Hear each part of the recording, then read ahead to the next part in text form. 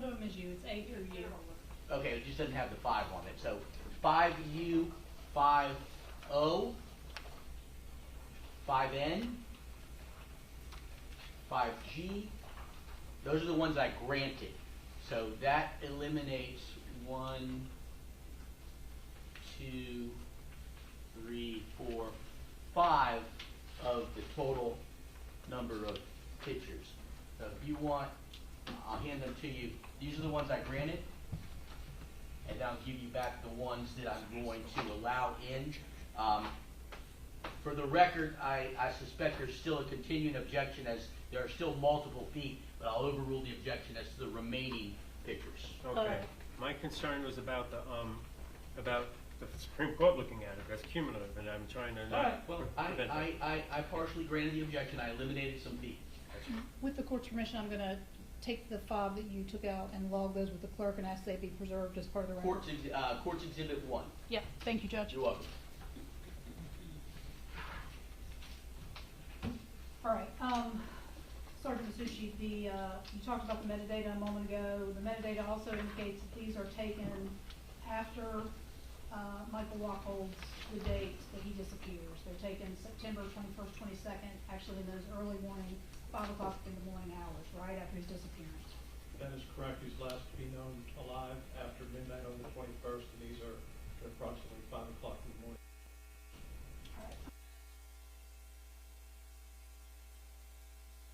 States Exhibit 5A. If you could tell the court what we're seeing in this photo. If you need to step down and get closer, you're welcome to do so. This first picture is 2 individual photographs lined up. We were trying to position the unusual. We were trying to identify the positioning of the unusual. This is going to be the upper torso of our victim, Michael Wachholtz. Significant to our investigation is what I would identify as the blood evidence. And then at this point, you have the feet almost tossed over the torso of the body, and then the hand. I can further identify that there's debris, a carabiner, bloody rags. This is a rug known to be in Mr. Lorenzo's home. Judge, before we started this photo, I should have asked the court, I mean, obviously this is the most sensitive photo of this victim in terms of the filming and allowing this to be shown. The state would ask that this not be shown in any kind of feeds. I'll request the cameras. They seem to have repositioned. They're giving me a thumbs up, and they are not aiming at the display screen. So thank you to the media. Thank you, Judge. And also, there is a yardstick there that could be used if it's of assistance to you as a pointer. Thank you, sir. It should be up. You see it?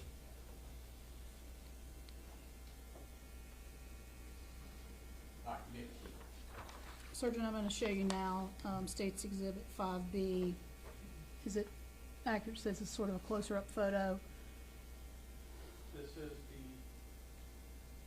portion of the last portion of what we saw before. And you can see that the legs of our victim here are put in a contortionist position.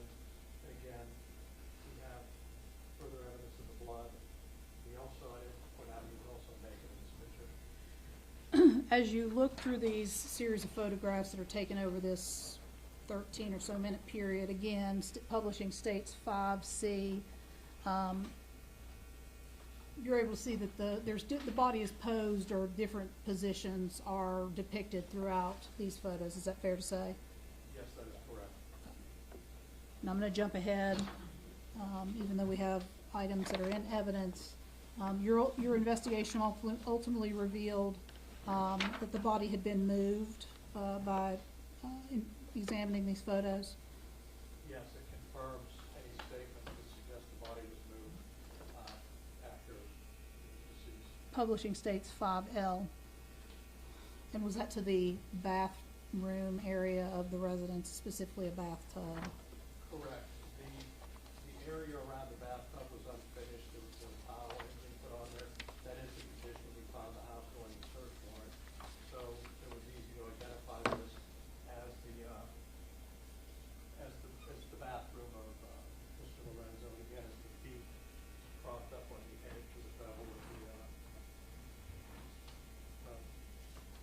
Thank you, sir.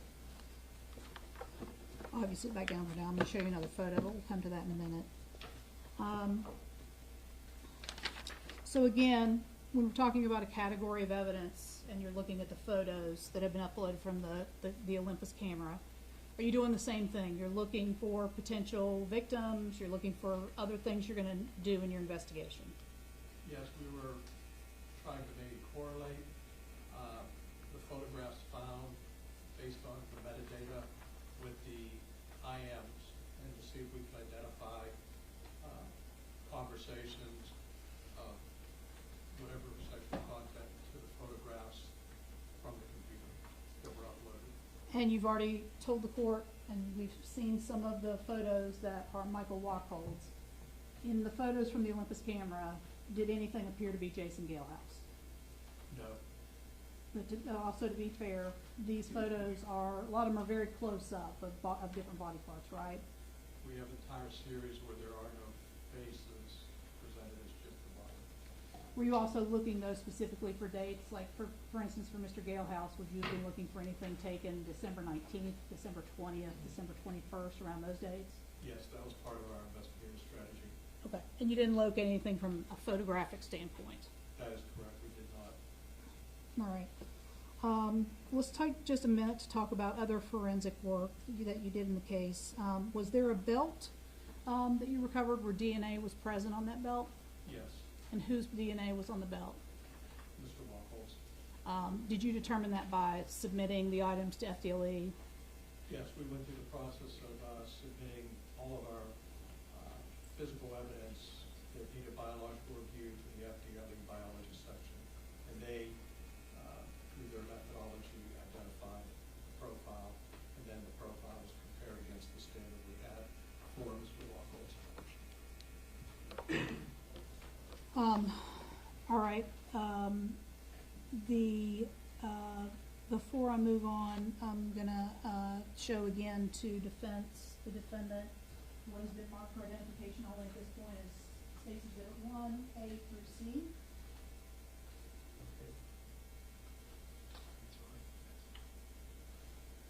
Your Honor, permission to refer to witness? Start doing, I'm gonna show you a composite exhibit that is comprised of three things. You just take a look at all three of those and just look up at me when you're done, so I know you're done.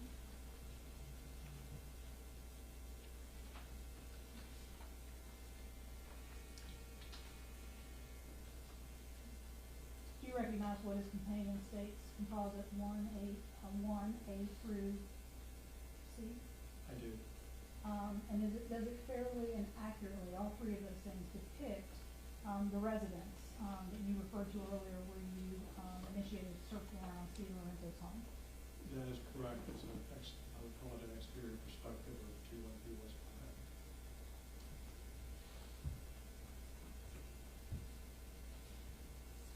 Publishing States 1A. Again, Judge, I'd say no objection to the state from showing this image in the media. Detective, what are we looking at? This is the front of the home. I believe it's facing south, and that's what I would call the front for the main entrance of the home. Is that how it looked generally on June 2nd, 2004 when you served that search warrant? Yes, it does. All right. Ms. Hyman, just before we get on the list, that's 7 and not 1. Is that,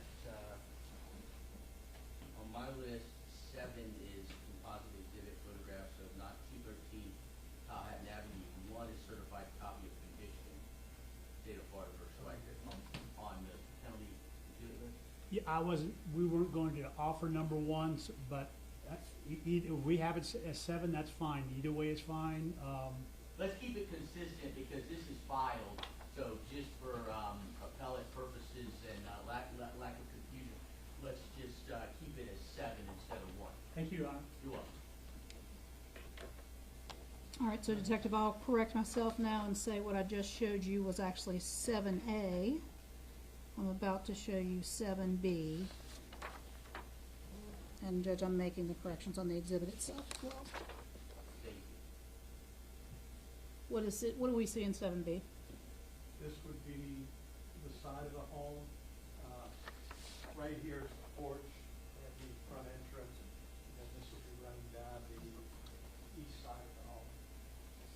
Publishing 7C. Can you tell us what we see in 7C? This is the backyard of 212 West Powhatan, and it identifies a garage that's in the backyard, and then of course a fountain and a sitting area.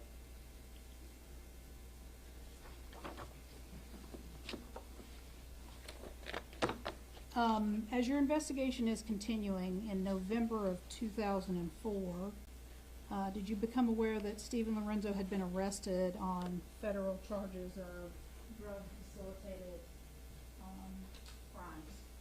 Yes, I was a participant in that. All right. Did you have an occasion around that time to actually conduct an interview with Mr. Lorenzo? I did. And was that done, did he ask for an attorney and an attorney was present during that interview? That is correct. He asked for an attorney and was allowed to have access. Okay. And did this take place around November 2nd, 2004, this first interview? Yes, in the afternoon. Did you ask him whether he knew Scott Schweikert? I did. What did he say? He acknowledged their association, friendship. Did you ask him about 2606, the bar where both Mr. Galehouse and Mr. Wachholtz had been just prior to disappearing? I did. And what were those statements? He frequented or was a patron of Club 2606. In fact, did Mr. Lorenzo tell you that he had had encounters, but all these encounters were consensual? Is that fair to characterize the way he characterized it? Yes, that's the theme throughout the interview. Okay. At this time, did you know about the victim who was the, I'm going to again refer to that person as the trial run victim? Yes, Did Mr. Lorenzo make any statements about himself or Mr. Schweikert as it related to this victim from December 7th? yes, we discussed the incident or interaction. Can you tell the court what Mr. Lorenzo told you about that incident the first time you interviewed him? He acknowledged their online communication, setting up the encounter, and he said that the individual who came over to the house agreed to be dominated by he and Scott Schweikert, and he said that the encounter started fine enough, and then he basically characterized that Schweikert went past the limit of the other individual's comfort level, and that basically after it went sideways, they stopped the encounter. Sergeant, is it fair to say that that happened more than once, that you talked to persons who may have consented to some acts, but acts exceeded the scope of consent in the course of your investigation? Of the charged and uncharged victims or witnesses we identified in this, I would say that was probably the theme of at least half, maybe a little over half of the folks. They entered under some level of agreement to be submitted, and then found themselves in a position they were uncomfortable or frightened of. Specifically, when you were speaking to Mr. Lorenzo on November 2nd, 2004, did you ask him if he knew anything about the disappearance of Jason Galehouse? Yes, What did he say? he wasn't, I think there was some reference that he might have heard about it, but he had no direct knowledge of their disappearance or circumstances of their disappearance. Same question. You asked him about Mr. Wachholtz as well? That is correct. And was it the same answer? Yes, ma'am. All right. During the course of this investigation, did Scott Schweikert also provide statements to law enforcement, yourself, the DEA, Hillsborough County, the combined group that was working on this? Yes, in May of 2005. Okay. And I don't want to get into the hearsay statements of Mr. Schweikert, but based on the statements that Mr. Schweikert gave you, did you have information, especially as it related to Mr. Galehouse, that he may have died inside of Steven Lorenzo's house? That is correct. That was a lead we were given. As well as his body been prepared for disposal inside of Steven Lorenzo's house? That is correct. Based on that information, did you use it as probable cause to author a second search warrant for the property that that we just saw on the screen here, Steven Lorenzo's home? Yes, it was technically a fourth search warrant we had served in. Okay. But yes, it was written by myself and executed after the interview. Right. Do you remember when that happened? The interview was May 19th, and I believe we started the search the 19th of May 2005. This particular search that you're doing in 2005, May of 2005, is there a specific area of the house you're directed to or looking at? Yes, at this point, it was written exclusively for the garage. Okay. And can you describe for the court what did Mr. Lorenzo's garage look like? At the point we entered the property, opened the door, and looked into the garage, it was filled. I would call it a storage facility at that point, literally from north to south, east to west. It was, you couldn't walk inside when we arrived. What did you all do in order to process the scene? Well, it's normal protocol. We photographed the condition as we saw it when we arrived. Then we systematically, of course using gloves, removed all of the property, moved it into the driveway. Once we removed the majority, and I can add this, we had a specific part of the garage based on the interviews we were looking at, so we cleared that area down to what I would call a cobblestone floor. And then at that point, we started our forensic analysis and examination. Based on information you'd received in your investigation, did you believe there may be biological evidence in the floor area of the garage? Yes, to be very direct, we were looking for blood. What did you do to go about collecting items for testing? We looked around the flooring, so to speak, with a chemical agent called luminol, looking for what could be described as blood spatter. Based on the condition of the garage, I personally wasn't that optimistic we would find any spatter. So then we looked for a type of blood I would refer to as passive blood, which is blood that is pooled on the floor. And again, this is all based on intelligence gathered and information gathered through the interview. So to be as plain as possible, we were looking for blood that saturated into the dirt around the cobblestones on the floor. Did you see any areas that caught your attention while you were there? Yes, make sure I got my direction right.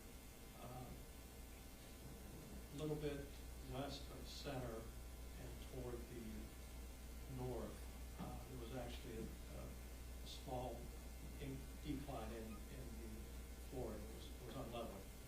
So when we kind of focused on that, it was covered with what I believe to be cat litter. So we, again, excavated that, taking the cat litter up. And at that point in that area, I saw discoloration that I kind of presumed or expected it to be liquid and possibly blood. Did you utilize any presumptive testing for blood while you were there at the scene for this search warrant? Correct. After we gathered some soil samples, we found discoloration on specific bricks. So we used a swab to recover that material. Then we used a test called phenolphthalein. Phenolphthalein is a chemical test that identifies the presence of mammalian blood, human blood. And this area now that you're using this test, is this consistent where Mr. Schweikert in his interview essentially indicated that Jason Galehouse had been dismembered in the house? Yes. What do you do with those pavers and those items once you have your presumptive positive test for human blood? As we collected all of these items, again, we photographed them. We actually restaged them for photographic memorialization of them. After that process, they're collected, they're wrapped individually into paper and brought back to the Tampa Police property room where they're stored and logged. After that, we identified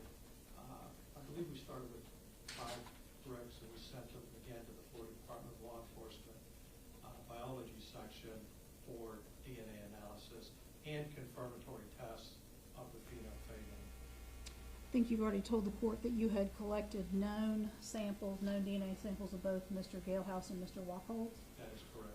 Were those compared, we know that you've already told us the belt had Michael Wachholtz on that. Were either of their samples, their known samples, used to look at the biological material that was on the pavers from the garage?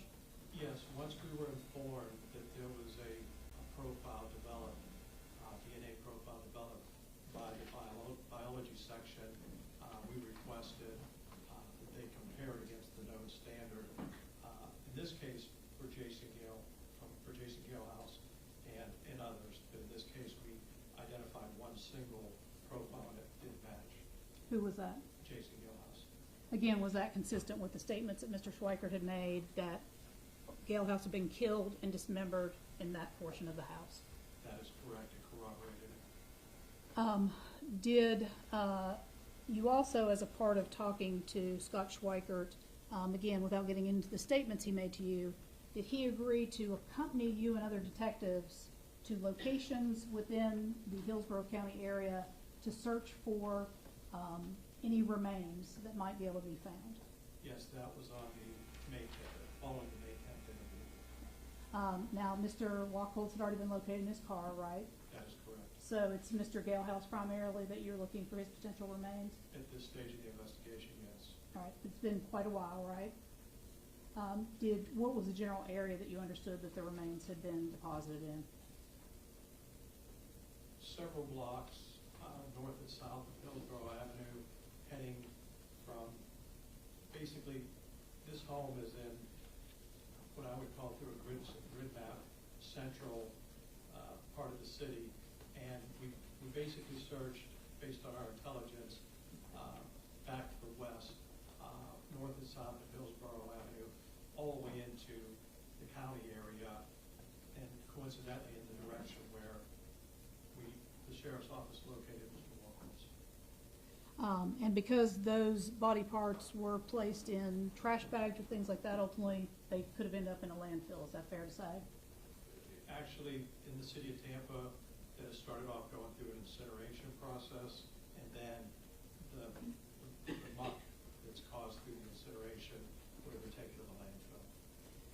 Mr. Galehouse's body was never able to be recovered. Is that correct? That is correct. There was another occasion where you conducted a post-Miranda interview with Mr. Lorenzo. Is that correct? Yes.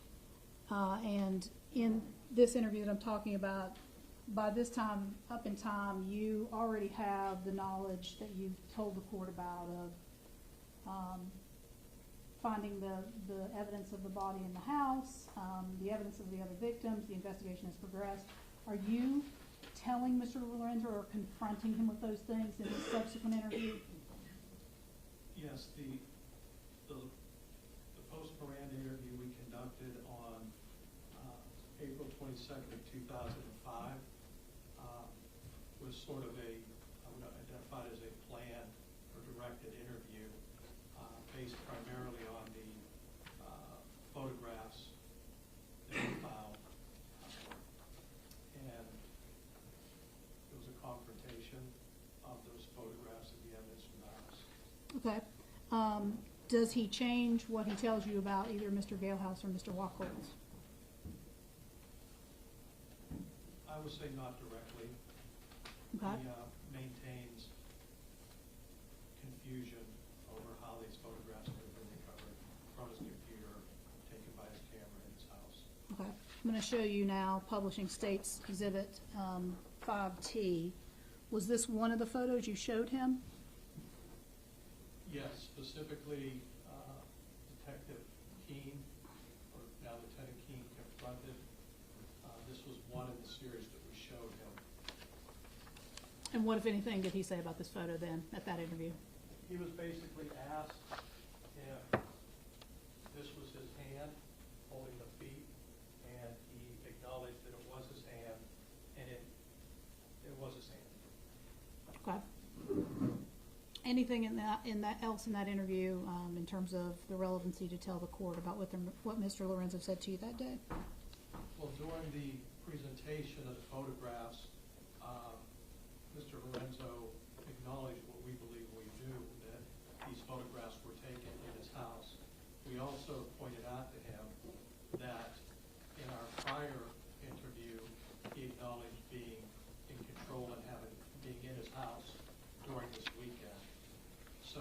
confirmed that the photographs were of his rug, of his chair, of his couch, and again, he was confronted with, you were there, you should have knowledge, and that's where the confusion set in. The person you've been talking about, who you just said, identified that was his hand in the photograph and acknowledged that was his home. Do you see him here in the courtroom today? I do. Where's he seated physically, and can you describe an item of clothing he's wearing? Mr. Lorenzo's sitting up there with the red shirt at the defense table. I'd ask the record reflect that the witnesses identified the defendant, The Steven record Lorenzo. does so reflect. Your Honor, may I have just one moment? Absolutely.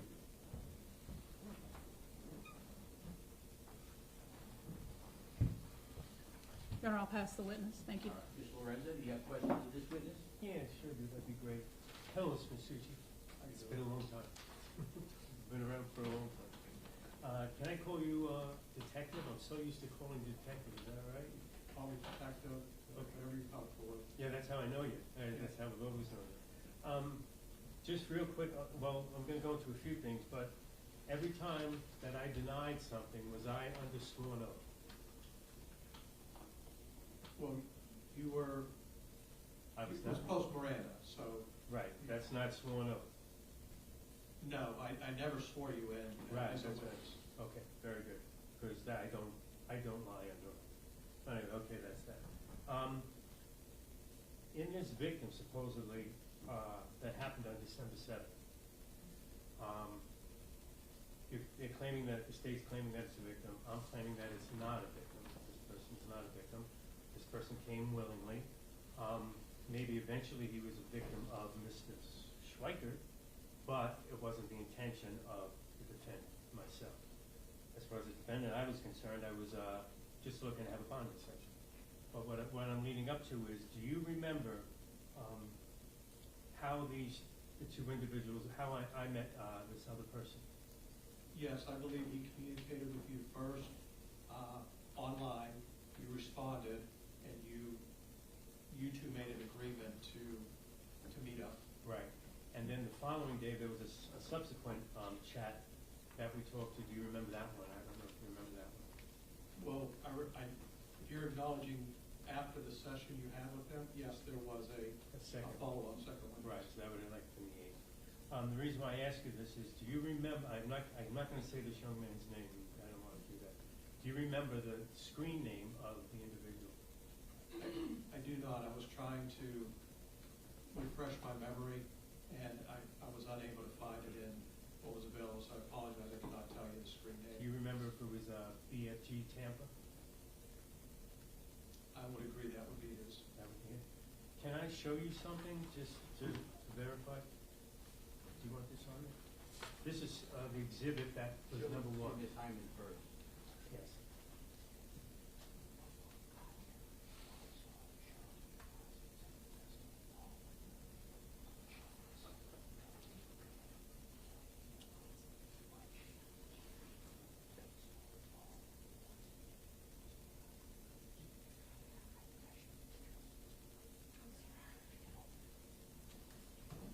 Can I approach Judge?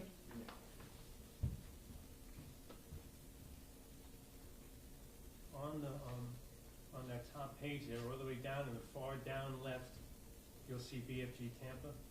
That is, I do recognize that. Right, and then if you look over, you'll see the victim's name. They marked it. Yes. Alleged. Right. Is that the right guy's name? That is correct. That would be the correct name. Okay. Do you recognize that document? That was a DEA document. There was a they call it a spreadsheet, Mr. Yes, but all of the investigative agencies, we put this together to categorize, a database of all of the chats. Right. Mr. Olbrich finally told me what the name of it was. I should have known that spreadsheet. I couldn't figure out what to call it. Okay. Can I ask you something too, since you recognize that? Your Honor, if the court will allow me, we're going to mark this for identification purposes only at this point as defense exhibit number 2. That's fine. Show it to Ms. Hyman. The reason why we have to do that is I didn't realize we were going to cover this person in particular because they didn't show up on the witness list, so I didn't have copies made. Otherwise, I would have copies made. All right, we're flexible here. We don't have a jury and, Yeah. But, May I approach, Your Honor? okay.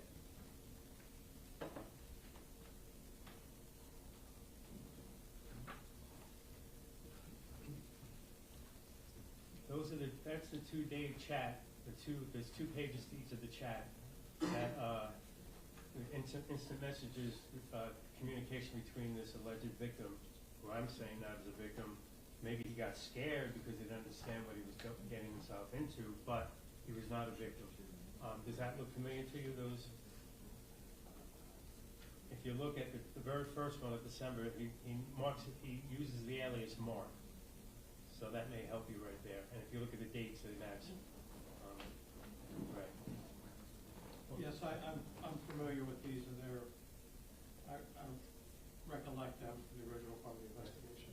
I'd like to, if the court doesn't mind, I'd like to be able to, if Mr. Masucci doesn't mind, is if we can read these 4 pages. It'll take 5 minutes. But the reason why I'd like to do this, maybe have Mr. Masucci read the victim's name, the alleged victim, and I read, and I speak I can't do that, I don't have a copy. Because what I want to do is show that this person was not a victim, because that makes a very big difference with the state's point. But I don't have a copy for myself. Do you have an issue with me just reading them? What do you mean, like later? No, I'll read them. Well, how long are they? Oh, yeah. Relatively short. Yeah, I'll read them now. Right. The only problem is you gotta have to say it's me or the victim. No, I'm not gonna read them out loud, I'm gonna read them to myself. Okay. I'm the only one who's taking in information here. Gotcha. So if this is what you, and Ms. Hyman's already looked at it, yeah, it's not even 4 full pages Right. of what looks to me like a text conversation. Let me just read through it. Okay. It's basically gonna show you that the victim actually wanted to come back, the victim. And you can, wait, hold on, you Okay. can ask him those questions Okay. about that. Oh, okay. Want me to do that, or do you wanna read that first? Let me read this, and Okay. then you can ask him questions.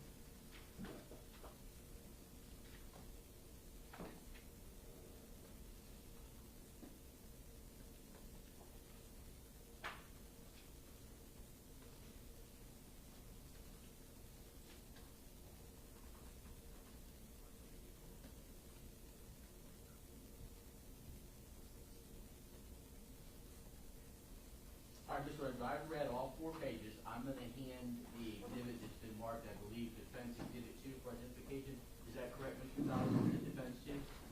Yes, Judge, defense number two. All right, I'll hand it to the witness, and if you want to ask him questions about it, you're welcome to do that. Okay. Ms. Masucci, do you remember, and it's in there, that this alleged victim wanted to return to do another, not so much a bondage session, but to meet again with myself to have a sexual encounter? Do you recall that? It's near I think it's near the end of the second one, I'm not really sure, but it is in there. Yes, I remember the general context, I'm just reading it to Right. sort of get the exact verbiage. Do you remember what the defendant was doing? Do you remember that this alleged victim said that he loved, while he was bound, that the defendant was hugging and kissing him? Yes, that is Do you correct. remember that? That is correct. Do you remember that, what was the other? Do you remember that this alleged victim turned around and said that he loved how I was, excuse me everybody, playing with his ass and liked his ass, and he'd like me to do that again to him? That was Yes. Yes, okay. Who was the one that lost control and decided to violate this young man? It was clear to me through reading this and then the interview that it was Schweiker that he was unhappy with, if not frank, though.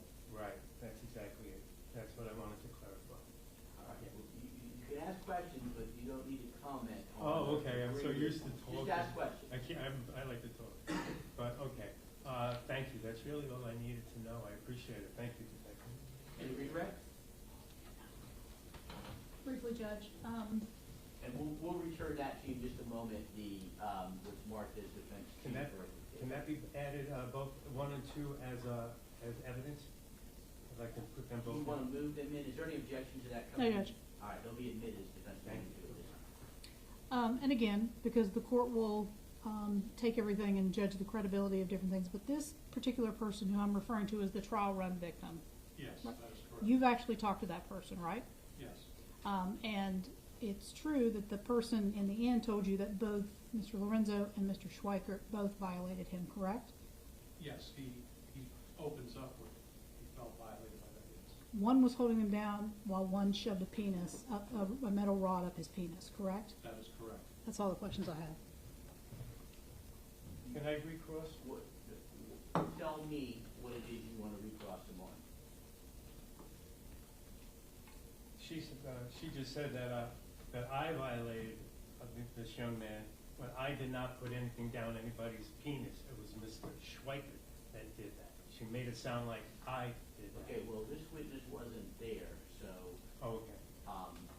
again, it'll ultimately go to what weight I give it. This is not a guilt phase proceeding, it's a penalty phase proceeding, so it's a little different. The rules are a little more lax, and Right. ultimately, when I make a decision, in this case, I will write a lengthy order, and I will give certain things different weight, including the aggravators and mitigators in this case. Can I ask recross one more Tell me question? what the question is you want to ask. The screen name, BFG, stands for Bondage for Guy. The Is that victim, what you want to ask him? yes, and I want to know if you recall, did I'll you know allow that that's he what? knows the answer to that. Yes, based on the interview that we did with him, it identifies him. I think what you're getting at is submissive. Right. And what is the victim, this alleged victim's real name? What's his first name? Wait, Not his last name, his first name. I'll allow that. Mark. No. Well, Mark is what we call him. That's his Right, that was technically his, his that was his, middle name. that was his alias that he used for the chat. Where are you going with this, Mr. Lincoln? What's the relevance of this? His first name is Guy. It was Bondage for Guy. I wanted to verify that His name is God? his first name is Guy, G-U-I. I'm sorry. Bondage for Guy. Bondage for God. I thought you said bondage for Right. God. So it was basically, he was looking for a submissive bondage scene, and he got one. He didn't expect it, but Okay, he got that's it. argument. You can Yeah, do but that later. anyway, You're yes, gonna get so to write I just wanted to. lengthy, opinion. Any, I always give, I did allow a recross, so any redirect. No, Your Honor, thank you very much. All right. May this witness be released by the state? He can be released, Judge. And the defense, any objection to releasing this witness? No, that's fine, thank you. He can be, thank you, he can be released. You step down and let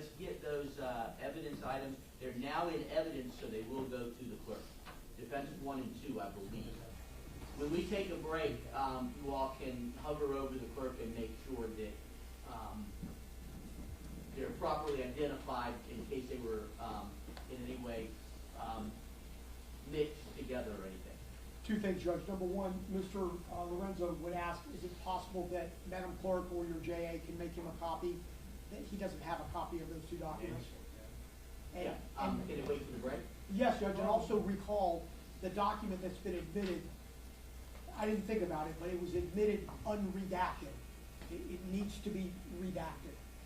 Absolutely. State any objection to us returning the item, even though it's been admitted, to Mr. Gonzalez so that he can make redactions to it regarding privacy rights? No objection, Your Honor, thank you. Okay, so Mr. Gonzalez, you take it back, you redact it, and then give it back to the clerk. with Yes, the Judge, we redaction. need a copy of it to do that. We will get you a copy. Thank you. Right. We're gonna go ahead and state, are you ready to call your next witness? We're ready to call on the next long witness. Yeah, is it, Schweikert? Yes, it is, Your Honor. Yeah, I would like to try to do that and get that one done, today, so that he can go, be sent back to, wherever he needs to go. So let's go ahead and move into that. We may take a break before he's done, depending on how long he is, but let's go ahead and do that. Mr. Lorenzo, you're standing. Yes, I would like to object to that, obviously. You want to object to calling Schweikert. Right, and you want to know my reasons, I guess I have to tell you. If you can give them to me briefly. Right.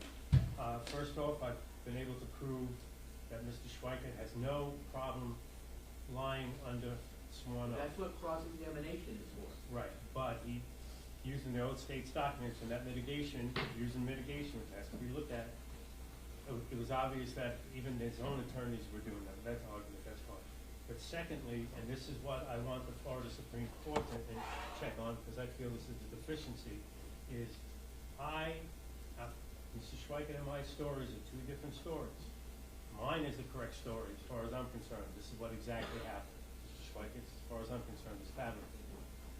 I pled out to this case under sworn oath and told you my version of the story.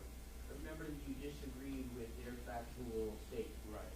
So that was my version. So my guilty plea is based on what I know the truth to be. If I pled out guilty to somebody else's truth, I would be committing perjury. So the state now wants me to tell them the truth. Now I'm telling them the truth. And now they're going to use somebody that's going to come in and counter my truth, which means it's violating my guilty plea because I accept that guilty plea was accepted under my. I hear you, but I don't see it that way. The I state know gets to present their case. Right. And it'll all be in the record, and the Supreme Court will only review it if I sentence you to death, Right. which you appear to want me to do, but I'm not there yet. I'm going to go through Right. the process and the procedure, and I'm gonna allow the state to present their case. You'll have the opportunity to argue, make argument against them for whatever, I'm not sure. If you agree, they want me to give you the death penalty. You want me to give you the death penalty. So I'm interested in seeing what your argument against them is. However, if you want to piece out stuff and say that this is stuff that they should not have been able to ask for giving me the death penalty that I want, you'll have that opportunity. You also have the opportunity to cross-examine any witnesses, including this next one, who is Mr. Schweikert, and during that process, you can attack his credibility. Right. I just wanted to get it on record that I'm. Not a problem. It is on the record. State, call your next witness. Scott Schweikert, Your Honor. Scott Schweikert. I suspect he's going to come to this door to my left.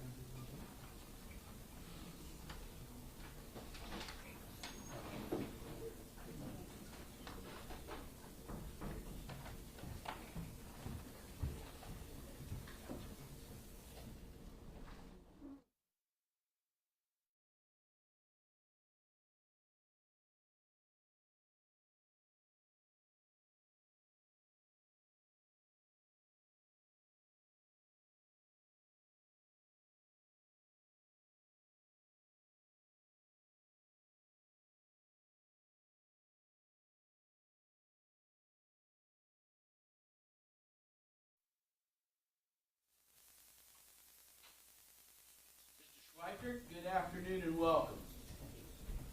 You come forward, go ahead and be seated in that chair. I do need to, I understand that you have restraints on, but if you can raise your right hand as best you can, please. Thank you. Do you swear affirmative testimony you give in this proceeding will be the truth, the whole truth, and nothing but the truth, so help you God?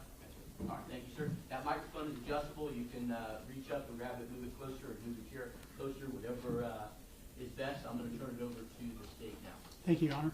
You're welcome. Please, the court. Please state your name and spell your last name for the record. My name is Scott Schweikert. Last name is spelled Schweikert. Mr. Schweikert, you were a defendant in Hillsborough County Circuit Case Number 12-CF13765, where you were charged with 2 counts of first-degree murder involving the murders of Jason Galehouse and Michael Wachholtz. Isn't that correct? Yes, it is. You entered pleas of guilty to those 2 offenses? I have. You were originally charged with first-degree murder with the state intending to seek the death penalty. Is that right? Correct. You entered a plea with an understanding that you would testify truthfully against Steven Lorenzo relating to those murders. Is that correct? Correct. You were also convicted in federal court regarding federal crimes relating to Mr. Wachholtz and Mr. Galehouse. Isn't that correct? Correct. And you were sentenced to federal prison for those offenses. Is that correct? Yes. How many years? 40. And you're serving that? Are you serving that sentence now? Yes, I am. And what was your sentence regarding the charge of first-degree murder in Hillsborough Circuit case? Life without the possibility of parole. All right, Mr. Schweikert, I want to ask you some questions relating to the circumstances surrounding those murders. At the time of the murder of Jason Galehouse and Michael Wachholtz, were you with anyone? Yes, I was. Who? Defendant Steven Lorenzo. The person you referred to as Steven Lorenzo, is that person in the courtroom today? He is. Please point to him and identify his clothing or... He's seated over there wearing red, just as I. Your Honor, may the record reflect that the witness has identified the defendant, Steven Lorenzo. The record shall so reflect. All right, Mr. Schweikert, I want to ask you some questions about any planning that you and Mr. Lorenzo conducted prior to the murders of Jason Galehouse and Michael Wachholtz. Okay. I want to ask you any questions. I want to ask you questions about the execution of any of those plans, and I want to ask you questions regarding the particular circumstances surrounding the murders of Jason Galehouse and Michael Wachholtz as it relates to those plans. In October of 2003, where were you living? Orlando. How long had you lived in Orlando? I just got to Orlando. And what was the purpose for your moving to Orlando? I went down there to take a course in personal training. And were you in the process of taking that course in personal training in October of 2003? Yes. Are you familiar with an online application called America Online? I am. And were you familiar with America Online in October of 2003? Yes, I was. Prior to 2003, had you utilized America Online to conduct instant messaging chats with individuals? Yes, I had. Did you have a screen name? I did. What was your screen name? MSTR Scott. Prior to October of 2003, did you know the defendant, Steven Lorenzo? I did not. Do you recall how you were acquainted with or how you were introduced to Steven Lorenzo? I do. Tell us about that, please. I was talking with another dominant from Pennsylvania, I believe, going by the screen name Limited Expander. I'm not quite sure on the spelling of that. And he had contact with Lorenzo prior to my making contact with Limited Expander, and he had noticed that I was in Orlando, Mr. Lorenzo was in Tampa, and he thought we had All right, you used a term that I want to get clarified here. You used the term another dominant. Explain to us what you mean by that. A dominant, you have dominants and you have submissives. Submissives are looking to submit to somebody, to have somebody dominate them. And the dominant would be the one that would dominate a submissive. So, you in the gay community were consider yourself as a dominant, Yes, and Limited Expander was aware that you were a dominant. yes, Obviously, Limited Expander decided that it may be good for you to meet Steven Lorenzo. Did you come to learn, based upon your communications with Steven Lorenzo or Limited Expander, is why it was that Limited Expander decided that it was important for you to meet Steven Lorenzo? well, he said that we had similar interests. He'd been talking with Lorenzo, I guess, for a while, I'm not quite sure how long. And we had talked a couple of times, and we had discussed what all we got into. And he thought that we were into a lot of the same things. Okay, so then tell us about what you were into, and specifically what you were into that Limited Expander thought that Steven Lorenzo was into so that you could meet. Bondage, discipline, sadomasochism.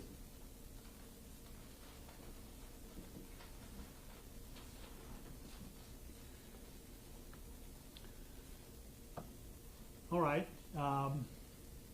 We'll expand upon that a little bit later. As a result of that, the suggestion of Limit Expander, did you then have communications in any form with the person you later learned to be Steven Lorenzo? Yes. Tell us about the communications. Tell us about how you got hooked up with Steven Lorenzo. We had, I had finally made contact with him online through an instant message chat through AOL. And we had chatted for, I don't know, 2, maybe 3 weeks before we actually met face to face, talking about our similar interests, what we would like to do to a submissive, and things along those lines.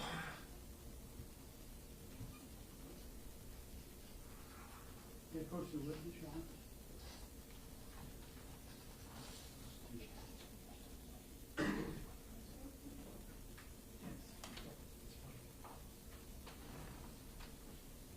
Mr. Schweiker, I'm going to show you what has been admitted as State's Exhibit number 3A through Z. There's several pages. If you would take a look at that exhibit and tell me if you can recognize that exhibit.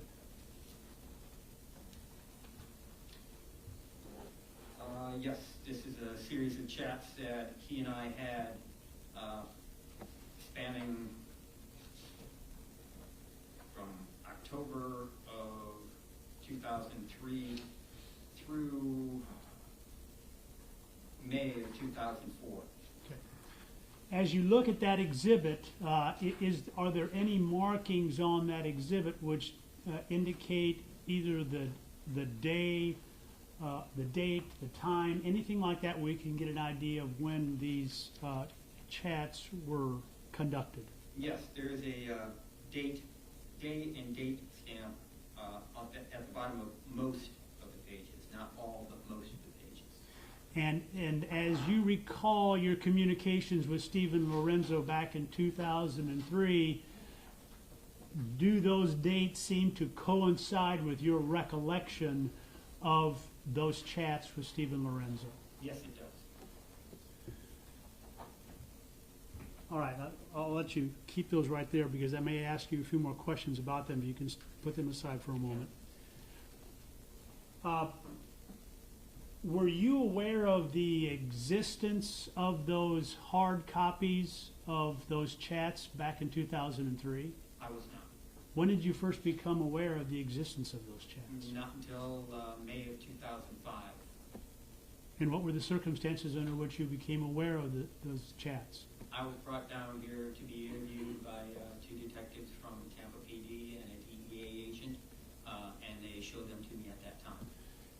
Tell us, if you can, about instant messaging chats and the ability to preserve hard copies of those chats.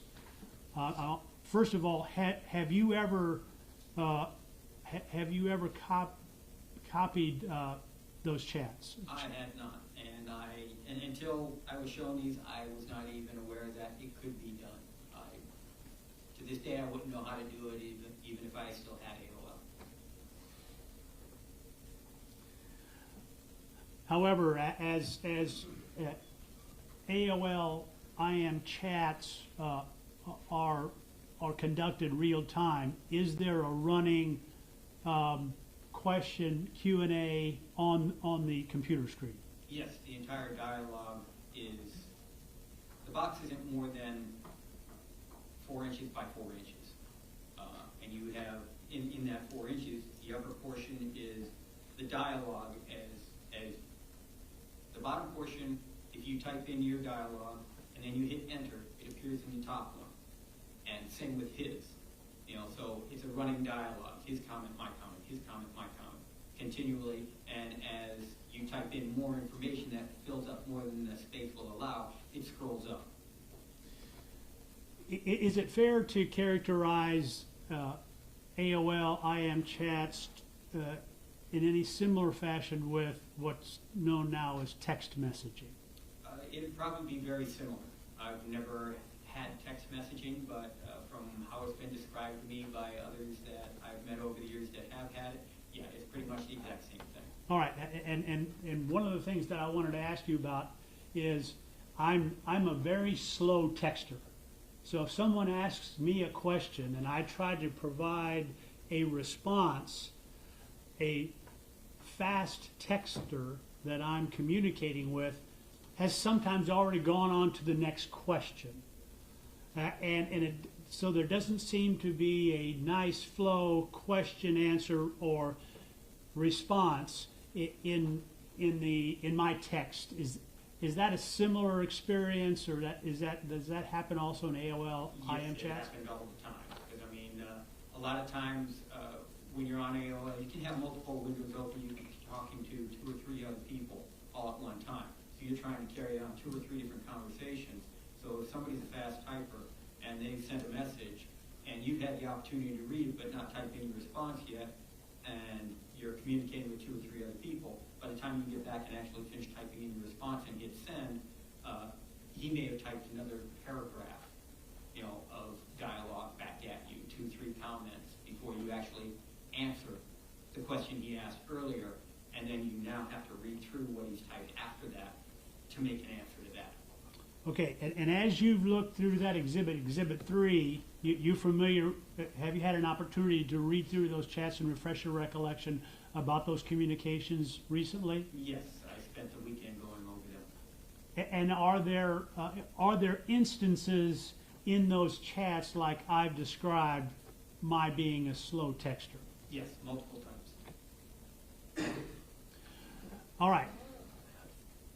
I want to ask you now more specifically about your recollection of the communications between you and Steven Lorenzo beginning in October of 2003. You've mentioned that you were put together because of similar interests. Did the chats confirm similar interests between you and Steven Lorenzo? They did. Okay. And what were your interests that coincided with or went along with Steven Lorenzo as it relates eventually to your eventually meeting Jason Galehouse and Michael Wachholtz?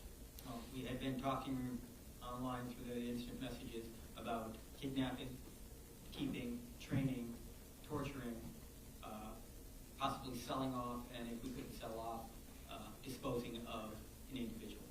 When you use the term disposing of, what do you mean? Murder.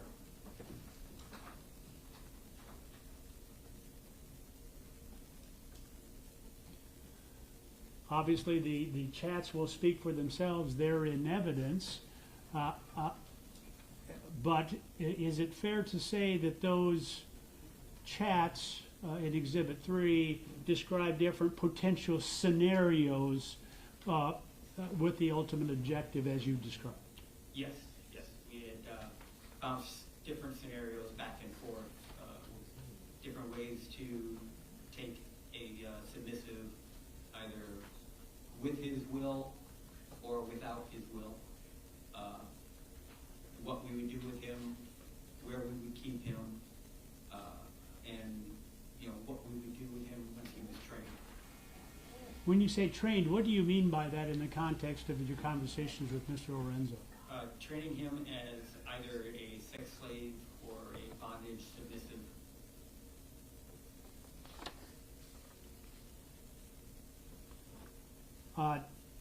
Did you openly share your desires with Mr. Lorenzo in those chats? Yes, and he with me.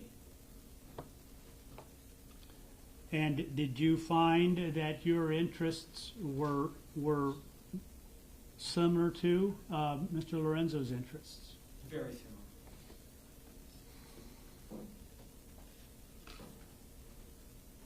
Now prior to December of 2003, did you and Mr. Lorenzo discuss these potential scenarios with individuals other than Jason Galehouse and Michael Wachholtz?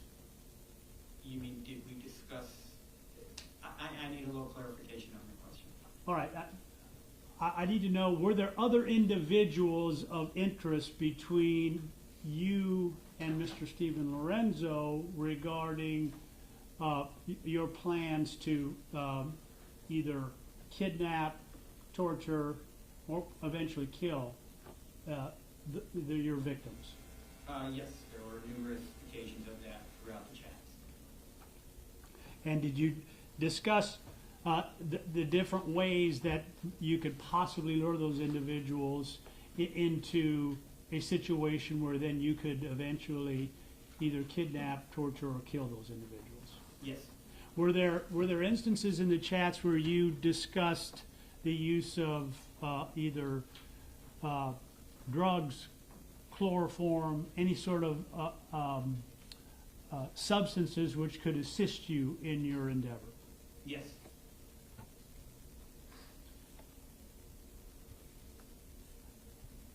In the chats, did you discuss with Mr. Lorenzo the need for you to get together with Mr. Lorenzo and potentially have either what's called a trial run or sometimes a situation where you and Mr. Lorenzo could actually get together to find out whether or not you could execute the plans that you discussed? Yes.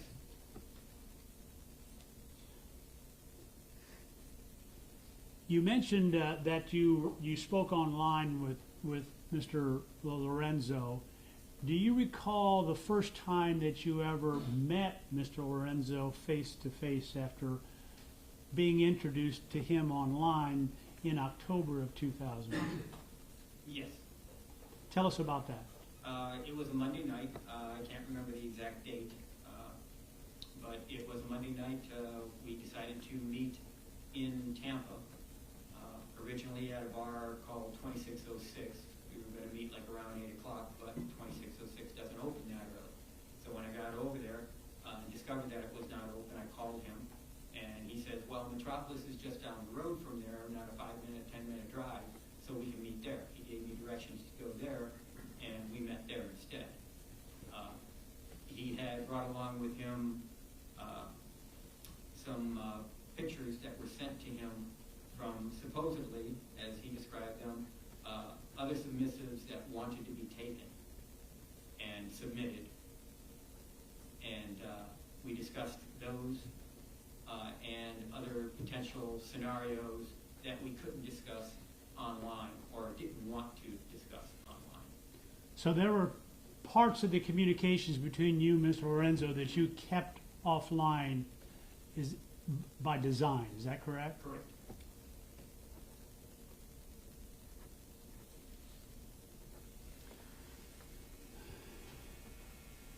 All right, and prior to that first meeting, had you had any discussions with Mr. Lorenzo about prior experiences that either of you had or didn't have where the subject of kidnapping and keeping someone was discussed?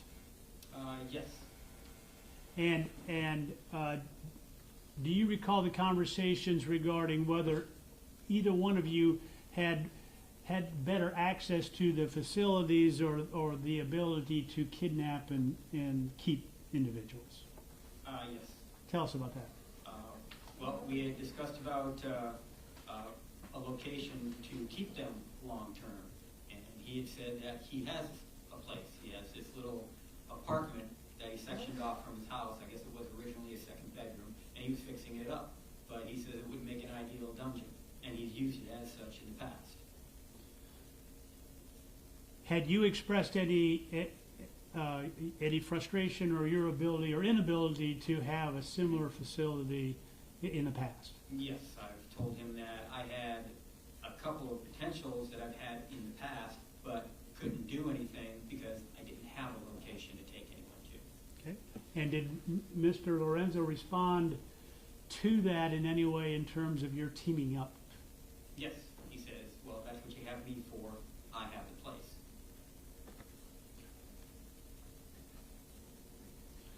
All right, you're back at that first meeting. It's you went to the Metropolis, Correct. and do you recall any particular discussions or plans that were for that event that evening? Anything that was discussed or planned or done between the two of you at that first meeting? Well, we had discussed about doing a dry run, finding somebody that we could submit, once again, either willingly or not willingly, for a trial run, just a one night or one day thing, just to see how we worked together.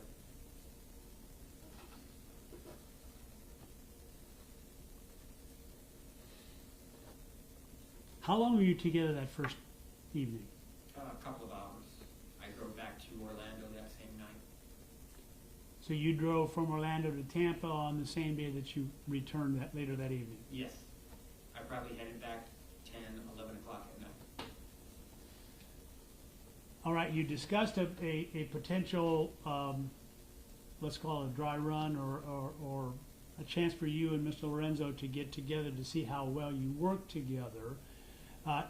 Did you meet again with Mr. Lorenzo? And if you did, where did you meet? We did meet again. Once again, it was in Tampa. I drove over on a Saturday night, I believe it was. My intention was just to hang out for a couple of hours and then turn around and drive back that evening. But we were at the bar for a while, and I had a few too many drinks, so he offered to put me up for the night. So I spent the night at his place. And then when I got up the next morning, he was online with somebody that said they wanted to meet, that they were into bondage and wanted to be submitted, and he was into what is referred to as CBT, cock and ball torment.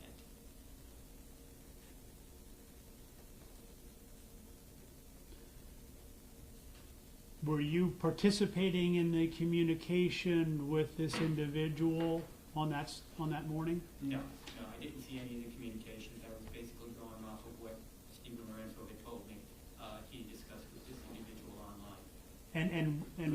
And what did Steven Lorenzo tell you that this other individual was into?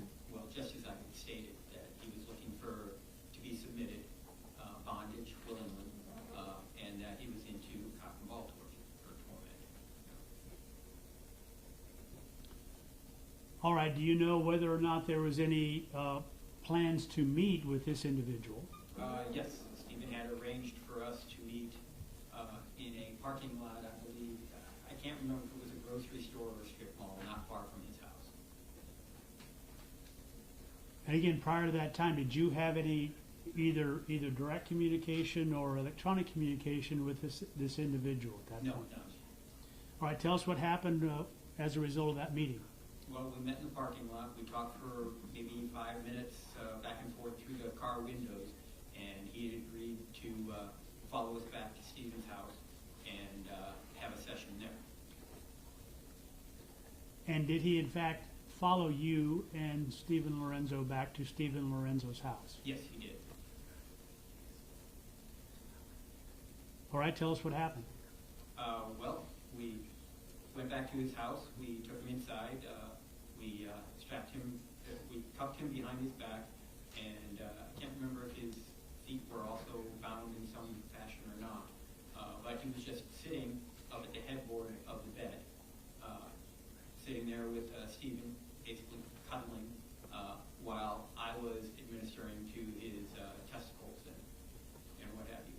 He was aroused at the time, and I started to put what is called a catheter down his penis, and he started to object right away, so I pulled it out and I ended the session. And when you placed the catheter in the penis of that individual, did you believe that that was consistent with what Steven Lorenzo had informed you about what this individual was interested in? Yes. When this individual expressed dissatisfaction with that process, what did you do? I immediately took it out, and then, like I said, ended the session. We released it.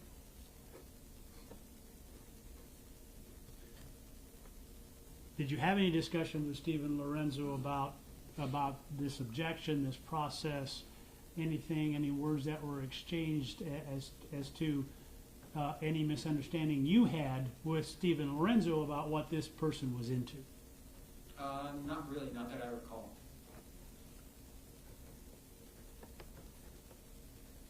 Did you have any intention to do anything which was against the wishes of this particular individual other than what was informed to you by Mr. Lorenzo? No. All right. The session ended. Did you have any other communication with this individual after that session ended? No, I haven't seen him since that day.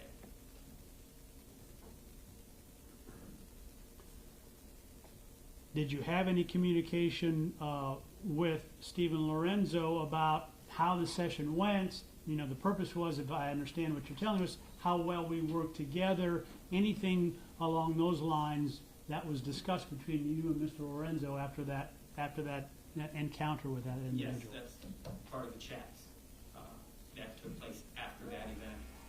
He said a couple of days later, I think it was, that he had heard from this individual again, how he said he enjoyed the cuddling part, but he was scared when I inserted the catheter. But I believe he even stated in his message to him that, you know, he understood, stopped right after that. You know, but I can't remember off the top of my head what the rest of that conversation went.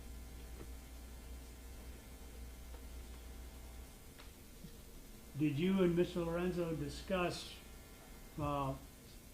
how well you worked together, you did or you didn't work together? Because as you told us before, that was one of the reasons why you had that trial run. Yes, I do recall that. If it wasn't in that same chat where he told me that he heard from this individual again, it was in a subsequent one where he actually said that, yes, we worked very well together. As a matter of fact, he says that numerous times throughout these chats. All right. So after that first session, do you recall the next time you actually met with or had face-to-face contact with Steven Lorenzo? It was over in Orlando at a place called Parliament House, which is like a hotel nightclub. And it was on a Sunday night. What was the purpose, if there was one, for you and Mr. Lorenzo to meet at the Parliament House that Sunday night? To scope out possible submissives that were there or may be there.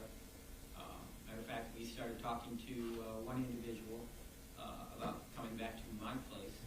And when I introduced us, I introduced him as Anthony, which is what at that point I always known him as.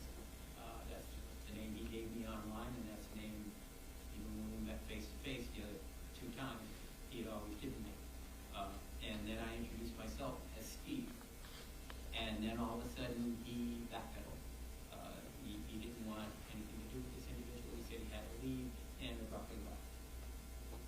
At that time it struck me as odd, but at that time I also didn't know his name was Steve, and it probably freaked him that I actually used his own name. Did you realize you were using Mr. Lorenzo's actual first name? Not at that time.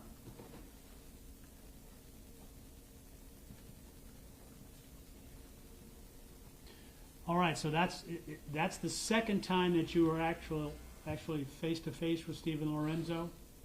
Other than the weekend with the one individual, where I went over there on that Saturday night, spent the night, and then we met that individual the next morning. Okay.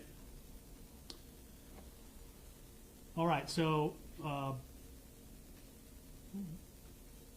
after those encounters, did you have further communication with Steven Lorenzo? We're now into December of 2003 regarding your continued interest in this sexual activity. Yes. Tell us about that. We had numerous other communications discussing what we wanted to do, how well we worked together, different scenarios in taking somebody, submitting them, kidnapping them, keeping them for an extended period of time. There were discussions about potentially looking for land out in the middle of nowhere. He suggested somewhere off of I-4 in between Tampa and Orlando. He said land out there is cheap, that it would be easy to find a place where his screams would not be heard.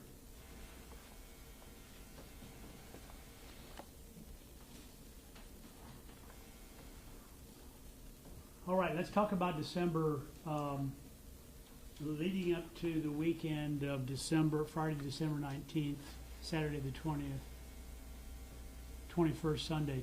Tell us about any plans that you had with Steven Lorenzo leading up to that weekend.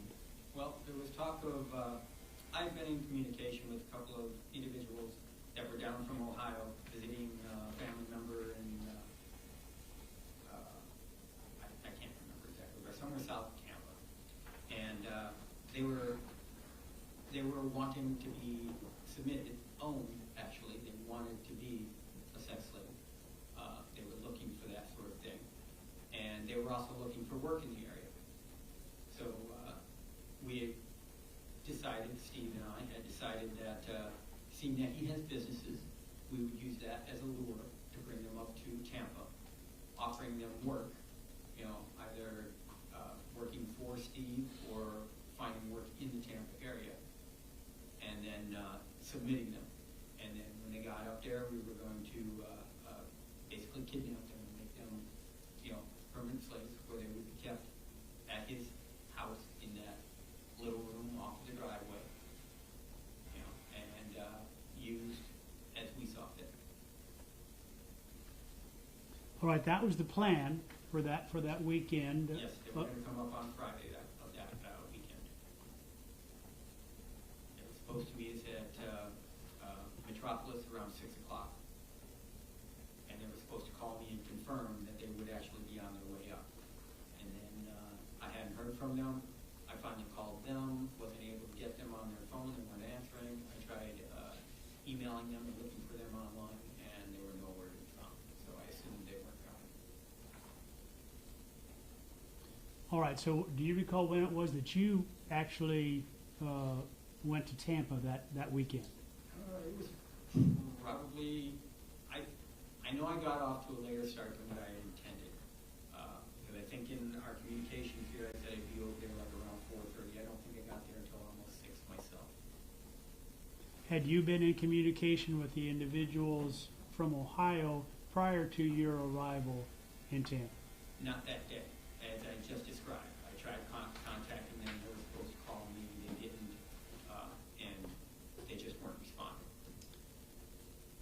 Okay, so that plan apparently looked like it was going to fall through for that weekend. Correct. You traveled from Orlando to Tampa. Yes. Where did you go when you arrived in Tampa? I went to Steven Lorenzo's house. Was he there? Yes, he was. He was expecting me. Did you discuss the plan regarding the individuals of Ohio? Did you discuss if there's going to be another plan? Tell us about the communication between you and Steven Lorenzo that early Friday evening, December 19th. Once I got to his house, we were still expecting them to come up, and I hadn't heard from them, so I jumped online when I got to his place. I had my laptop with me and hooked that up, and tried looking for them online, didn't see them, tried emailing them, calling them, was getting no response, so we made a determination they're probably not coming. We still went to Metropolis for a short bit to see if they would show up. They told me what kind of car they would be driving. And they never showed, so at 8 o'clock we finally left there. And we had discussed, what we might do if they don't show up. That we would probably go to one of the bars, more than likely 2606, and see if we could find somebody else. And did you ever hear from the individual from Ohio that evening? No. Matter of fact, I don't think I ever heard from them again. And so you went with another plan. Well, Yes. what was that next plan? That plan was to seek somebody else out. Did you have a discussion with Steven Lorenzo about what potentials were if you did find someone under the correct scenario to accomplish the interest that you had with Steven Lorenzo? Yes. We had already determined that we work well together with using another individual from that prior experience that we've already discussed. And we wanted to see if we could go to the next step, if you will, which would be murder. And you discussed that with Steven Lorenzo? Yes. Had you discussed that with Steven Lorenzo even before that Friday, December 19th? Yes, we discussed that if we could not find anyone to take a boy from us once we were done with him and no longer had a use for him, we would dispose of him through murdering him and either, dumping him somewhere. Like he had said that the Everglades, we can take him out there, dump him there. If the gators don't get him, he'll sink down into the mud and nobody will ever find him. We can dump him in a ditch along the highway, things of that sort. And between you and Steven Lorenzo, had either of you expressed any hesitation about eventually killing an individual? No. All right, let's go on with Friday night, December 19th. You were going to meet individual from Ohio. That didn't work. Walk us through what the steps that you took thereafter on that Friday evening, December 19th. As I said, we had the discussion about finding somebody else. So we ended up going to 2606. We went in and then we basically separated. He said we might have more luck if we separate and look for people. I didn't find anyone, but shortly before closing, he came up to me with an individual that said he was into bondage and he was willing to go back and be submitted for the evening. Was that Jason Galehouse? It was. Was Jason Galehouse your type? No, he was not. He was neither Steven Lorenzo's type either, based on what Steven Lorenzo told me his type was. Well, if neither of you were Jason Galehouse was not your type, but you chose to invite Jason Galehouse back to Steven Lorenzo's house, is that right? Steven invited me back, yes. And did you discuss with Steven Lorenzo what you were planning to do with Jason Galehouse? We discussed earlier in the evening what our goal was for the evening. And that was to find somebody that we could take, see how successful we are with taking somebody out of a bar, separating him from whoever he may be with, and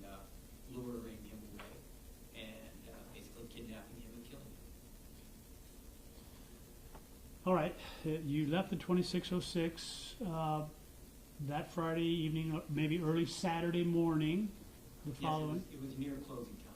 Okay. Let's say, assume for the sake of our discussion, that closing time's around 3 a.m., so that would have been 3 a.m. December 20th. Tell us about what happened then. Well, we went back to Steven's place. We all stripped down in Steve's bedroom.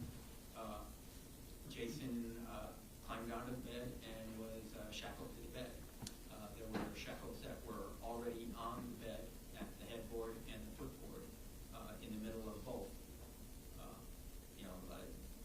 Leather, basically cuffs, if you will, set in the middle of the headboard and the middle of the baseboard. Okay, before we get to that point,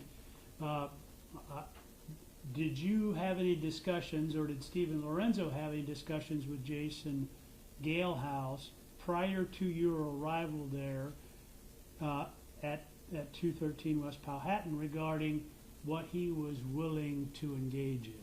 He was into bondage and some CBT. Pretty much, she said whatever we might want to try with him. But he wasn't looking for anything permanent with us. And that was based upon the discussions of Jason Galehouse? Yes. Between you and Jason Galehouse, between Steven Lorenzo and Jason Galehouse, or between and among the three of you? Basically, these are things that Steven and he had discussed before Steven brought him to me and introduced him to me and said that he's willing to come back and be submitted. He's into bondage and these other things, and he was willing. Okay. So when you get to Steven Lorenzo's house and his bedroom, and he was strapped in with those cuffs that you described, was there any struggle at that point with Jason Galehouse? No. No, he willingly allowed himself to be strapped onto the bed. All right. Take us to the next step. What happened thereafter? Well, I climbed onto the bed and I was starting to make out with him and playing with his testicles a little bit, slapping them a little bit. He was getting aroused hard. I unfortunately was not, because as I said, he wasn't my type. He was a little on the pudgy side, eye shape. My preference is somebody that is in decent shape, takes care of himself, works out, a little bit more muscular than flab, and it was turning me off. So I climbed off of the bed and I stepped to the bathroom to use the bathroom. I was gone maybe 4 or 5 minutes. I came back. Steven was sitting basically behind him, had him in a chokehold, and was choking him out. Michael was kicking a little bit, and Steven asked me to come over and hold his legs down. I think he was afraid that he might kick the shackles loose from the footboard or something along those lines. So I went over, I put my arms over his legs to hold him in place, and after about another minute, maybe less, he just stopped moving entirely.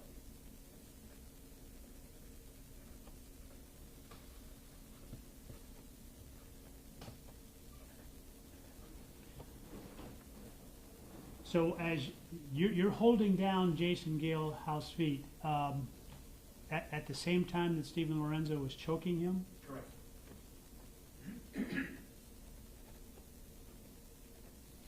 And by your appearance or by your description, Jason Galehouse was experiencing that in the struggle. He was still conscious, right? Yes.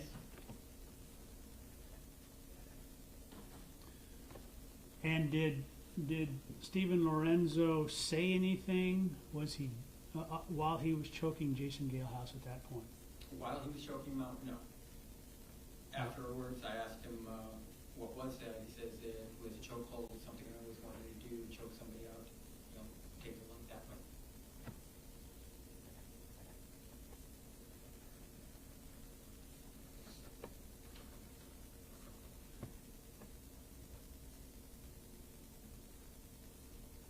Did you do anything to determine whether or not Jason Galehouse was dead after he quit moving then? I checked for a pulse. I found none.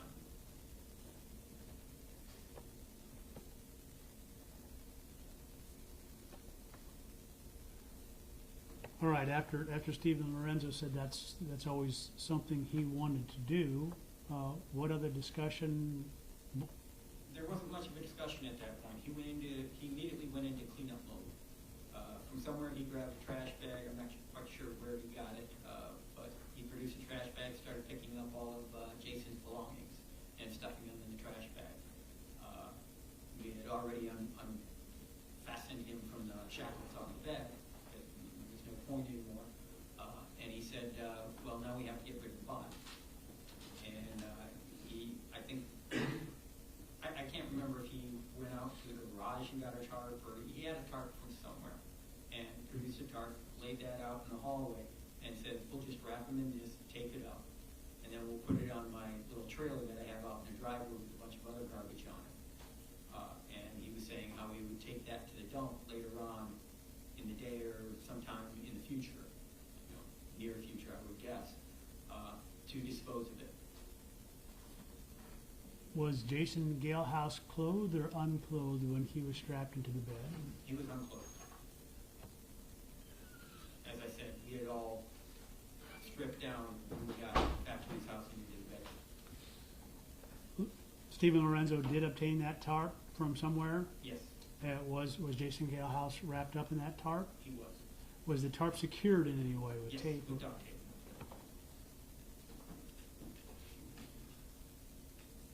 All right, give us an idea, if you can, the best that you can, assuming for the sake of discussion that if it was near closing time, somewhere around 3 o'clock, when you and Jason Galehouse and Steven Lorenzo left 2606, given the events that you've described, do you have any idea approximately what time it was when Jason Galehouse was being wrapped up in the tarp?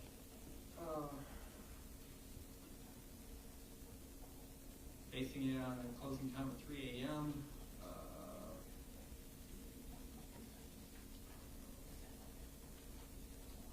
Somewhere close to 4:30, maybe.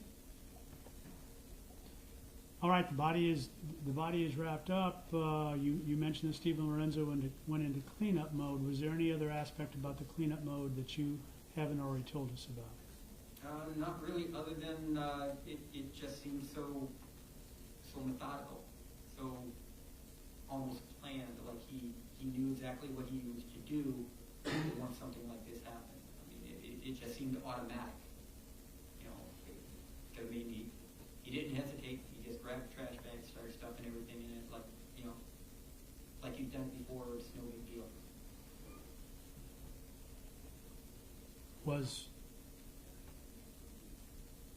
the killing of Jason Galehouse something that you and Steven Lorenzo had planned as a possibility that evening? Yes, absolutely. All right, you have the body of Jason Galehouse at that point. Now, what did you do with it? Like I said, we carried it out the back door of his house and put it on that little trailer he had in his driveway. And then what did you and Steven Lorenzo do?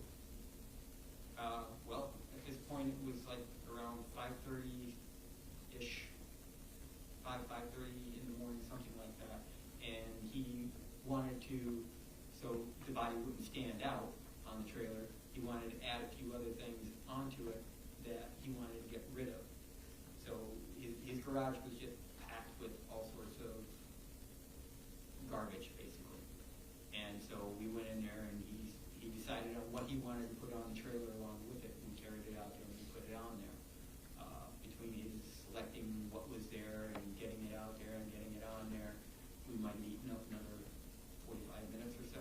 So it's like 6, maybe thereabouts. What happened next? He decided he wanted breakfast, so we went for breakfast.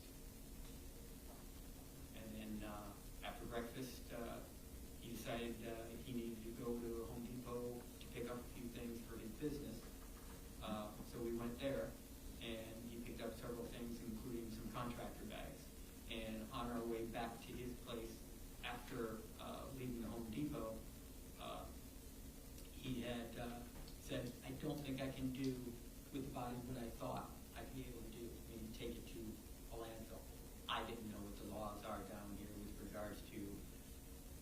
whether an individual can drive into a landfill, dump his own garbage, and then drive away without any assistance. Going on his work, you know, he said he would be able to take it to a landfill. He decided that that would not be an option, and he had to do something else. So when we got back to his house, he said, we need to take the body into the garage, and we need to dismember it. And what preparations were made to dismember the body of Jason Galehouse? Beyond the purchasing of the contractor bags to put the individual body parts in, not an awful lot. I mean, we carried him into the garage, and Steven cut the duct tape away, unrolled the tarp, laid the tarp out on what little bit of the floor was available to us, because as I said, it was loaded with a bunch of garbage, you know, washing machine, old washing machines, and a bunch of other stuff in there. That there wasn't an awful lot of floor space. You know, so he was able to lay the tarp out, and Jason was, rigor mortis had set in a bit. So Jason was a little stiff, making it actually easier to work the body around to be able to cut it up. And to that end, he used a sawzall, which he grabbed off of one of the shelves in the garage, and used a sawzall to dismember the body. So a sawzall, that's like a reciprocating saw? Yes, it's a reciprocating saw. You assisted? I held the limbs as he cut through them. All right, you and Steven Lorenzo had just accomplished the murder of Jason Galehouse. Did you have discussions regarding that event? You liked it? You didn't like it? Basically, the gist of it was he was saying how well we work together. We make a great team. You know, we were able to accomplish our goals. Who handled the sawzall? He did. Did you assist by holding the body parts as Yes, the body parts I were would lift disposed? up a leg. He would cut at the thigh bone, cutting through it, which he said was a little bit more difficult than he thought it would be, cutting through the bone with the sawzall. And it took roughly a couple of hours to totally and completely dismember the body. Okay, and when you say to dismember, I want to make sure that I understand how the body parts were dismembered. As I said, he started with the legs, did one leg, you know, cut it at the thigh bone, you know, cutting through, and after he cut one off, he grabbed a trash bag, put that body part in it, tie it off with a zip tie, shove it inside of another trash bag, and tie it off with a zip tie. He said, this way it won't leak. And he did that with the other leg, the other arm, you know, both arms, and then all that was left was the head and torso, and he had me hold it upright, you know, so it was as if he was basically standing on the ground, and told me, just hang on to the hair, and I'll cut through the neck. And so he did. At some point, he also had to change the blade. I can't remember exactly at what point, but he had to take some time to change out the blade, because he said the blade had gotten dull cutting through the bone. And that's when he made the comment that it's a little more difficult than I thought it would be using the sawzall. So how many separate bags did you end up with after the dismemberment process? 4 for the limbs, and then there was another one for the head and torso. After he dismembered the head, or cut the head off from the torso, he put the head and torso into a final bag. And did the same thing, you know, double bagged it, you know, so it wouldn't leak. And surprisingly enough, there wasn't a lot of leakage even during the cutting, probably because the body had sat for a while and the blood had settled, and not a lot of blood leaked out onto the tarp. And he cut through the tarp a little bit, so some ended up on the flagstones of the garage floor. So, and after all the body parts were bagged up, and he snipped a cord on the sawzall, took the blade out, threw the two discarded blades, the Sawzall, and poured into a trash bag and shoved the tarp into that same trash bag, I believe. And once again, double bagged that as well. And then he may have also used a couple of rags to try and get some of the blood off of the flagstones and threw them in with that the tarp and what have you as well. I can't remember for sure. But he did throw kitty litter on the floor of the garage to try and absorb some of the blood that was still there. And he says that will be fine for now. I'll scrub the bricks later or take them out if need be and replace them with others.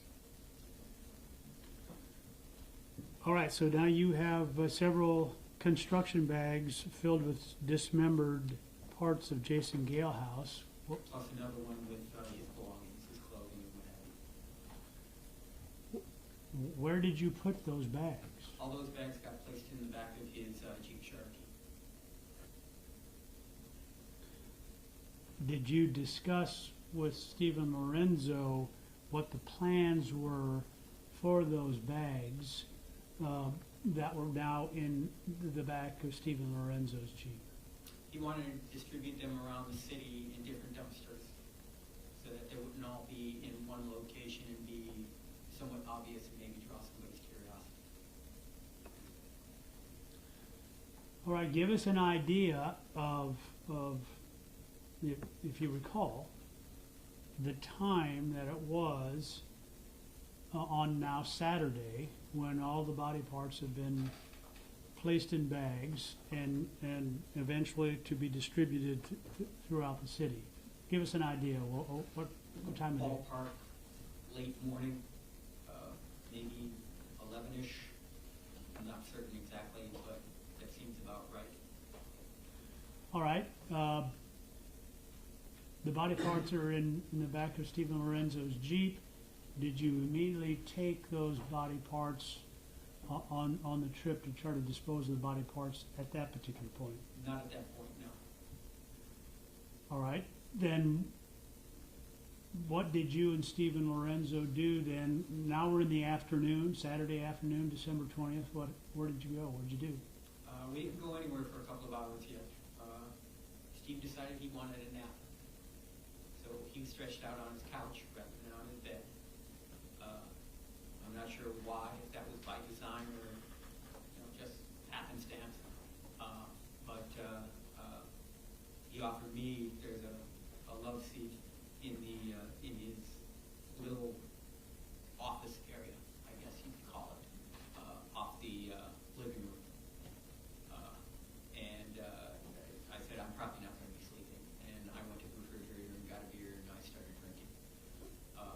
At that time, though, while he was napping and I'm in that other room, I'm nosing around a little bit, and I find business cards that actually have his real name on it. And that's when I found out that his name was actually Steven, not Anthony. But he slept for like maybe an hour and a half, maybe 2 hours, I can't remember exactly. And then shortly after he got up, that's when he wanted to go around and start distributing the body parts. By this time, it's probably 3, maybe a little after. And we get into his vehicle and we start driving around the city looking for dumpsters. First place he stops is a little white church, looks like a little schoolhouse. And I says, I'm not dropping a body part in a church's dumpster. I'm not doing that. And he says, okay, all right. So we moved on. And he just drive around. I guess there's a lot of neighborhoods throughout Tampa that, at that time anyway, had dumpsters randomly throughout their neighborhood on street corners and what have you for the people in the neighborhood to take their trash and dump it in there. And he would drive through some of these neighborhoods and say, well, what about that? What about this one? Or how about that one? Trying to engage me into, the distribution of body parts. And, some of them he'd just point out and ask about and we'd just drive on. Others he'd stop at and either he'd get out and put one in or he'd pull over and ask me to get out and grab one out of the back of the truck and throw it in there. We did that a good 2.5 hours, you know, just randomly around the city. I had no idea where it was at that point. Just trying to find random dumpsters, apartment complexes, down neighborhood streets, fast food joints, gas stations, wherever, you know, he could find one. And then he had one bag left, which was the head and torso. And he pulled into this alleyway and pulled up to this dumpster, and we got out and we threw the body part into that dumpster. And then we got into the vehicle and drove away. And as he was pulling out through another entrance, that's when I had the opportunity to look around and see that it was the same church that I told him I did not want to dump body part into. By the time you completed the process of distributing those construction bags around the city, do you remember if it was light or dark? It was definitely dark by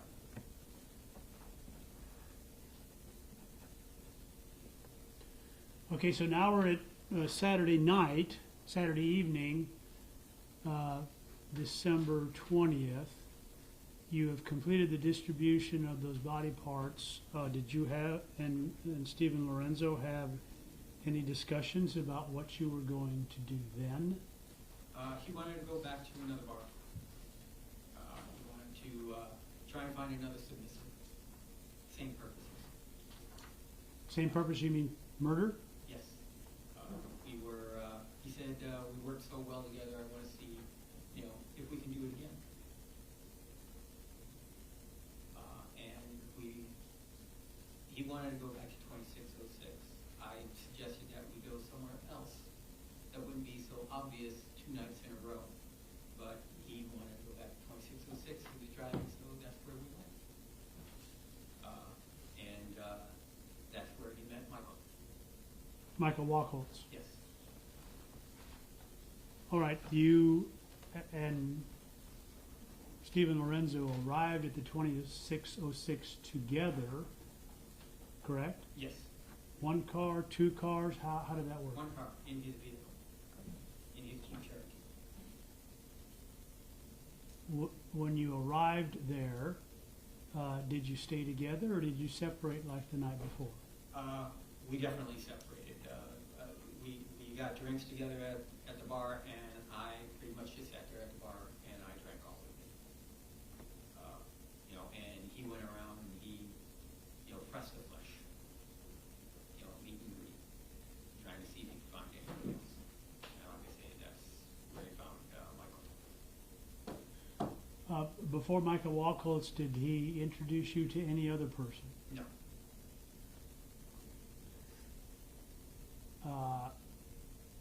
So tell us about the encounter with Michael Wachholtz from the first moment you saw Michael Wachholtz. Any discussions that you had with either Mr. Lorenzo or Michael Wachholtz on that evening at the 2606? When he brought Michael up to me and introduced him to me, he said that Michael wants to come back and party. Meaning either drinking or drugs. I wasn't sure which. He had liquor, he had wine, I had beer.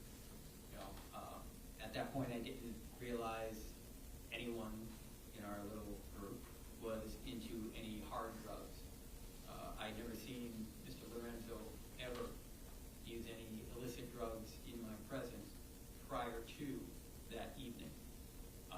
I'm sorry to interrupt, but is Michael Wachholtz there when Steven Lorenzo informs you that Michael Wachholtz wanted to go back?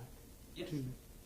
Yes. When he brought Michael up to me, he introduced him and said, Michael wants to come back and party with us. And I turned to Michael and I said, are you sure you want to go back, you know, with 2 individuals you just met in the bar? And he said, yeah, sure, why not? You know, and Steven offered to get him another drink. He said he needed to use the bathroom. When Michael stepped away to use the bathroom, I told Steven, I'm not going to do what we did last night. I'm not going to dismember another body. You know, that disturbed me more than anything. You know, the dismemberment. And was there any response by Mr. Lorenzo He at that says, point? yeah, that's not a problem. Not a problem. We'll just dump him in his own vehicle somewhere. All right. Tell us about anything else that happened at 2606 before you departed as it relates to Michael Wachholtz. Like I say, Michael came back from the bathroom, Steven got him another drink, we finished our drinks, and then we left. Was there any discussions at any point regarding either the drugging or the spiking of the drink with Michael Wachholtz or at that? Yes. While Michael was gone to the bathroom, Steven had said that he had GHB back at the house. All I needed to do was distract Michael while he made the drinks for them so that he could get into Michael's drink. So my job when we got back to the house was to distract him. Steven wanted to ride with Michael back to the house, so they rode together in Michael's vehicle, and I drove Steven's back behind him. All right. Tell us about what happened when then you arrived at 2606. Who arrived first, do you recall? Like I say, I followed them back, so they arrived ahead of me. They pulled into the driveway first. I followed Steven's vehicle in behind me. Okay, you arrived. Where did you go? What did you do? What did Michael Wachholtz do? What did Steven Lorenzo do? Well, like I say, we came into the house, and Steven asked him what he wanted to drink, whether it was wine or a mixed drink. I can't remember exactly what he opted for. My job, like I say, was to distract Michael, conversation, get him to turn, whatever. Michael made it easy. He jumped up on the counter, the kitchen counter, with his back to Steven, facing out from the kitchen area. Steven was mixing the drinks by the kitchen sink behind him, and I just had to keep Michael occupied in conversation for a minute while he mixed the drinks and put the drug in his drink. Did you observe whether or not Michael Wachholtz actually consumed any of the drink? I did not. After the drinks were mixed, like I say, I still had beer in the refrigerator. I grabbed one of those, and we were moving to the living room, and I needed to use the bathroom again because I tend not to use bathrooms that are a little on the filthy side when I'm out, and so I needed to use the bathroom. I barely made it to the bathroom, and Steven's hollering, Scott, come here, I need your help. And I come back into the living room. Steven is almost kneeling in front of Jason, in between his legs, holding his arms as Michael is trying to get away from him. And I come in and I see this, and I'm like, oh shit. And I jump in and throw my arms around Michael and hold him down.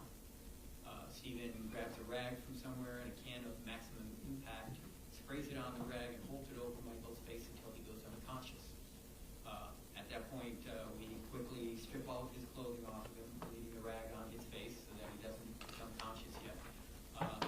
After he's totally, completely naked, we throw cuffs on him. At some point, Steven got undressed as well.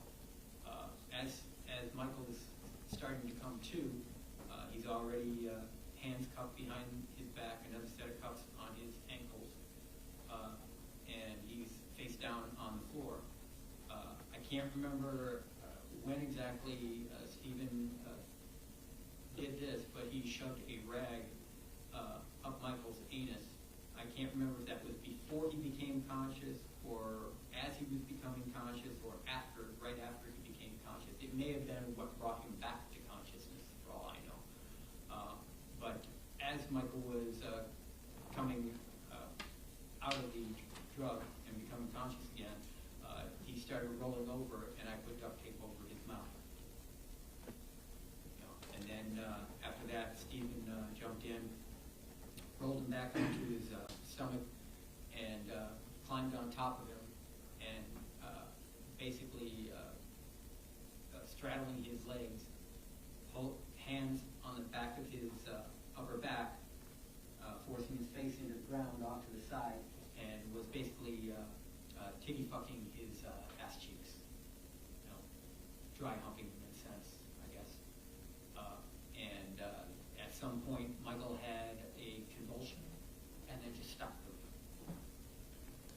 During this struggle that you described, did you hear Michael Wachholtz say anything Yes, right after I came into the room, Michael was still struggling with Steven and said, "This is not consensual, this is not consensual." Was he saying it in the tone that you are saying it, or is it in any other tone? Ever so slightly more hysterical.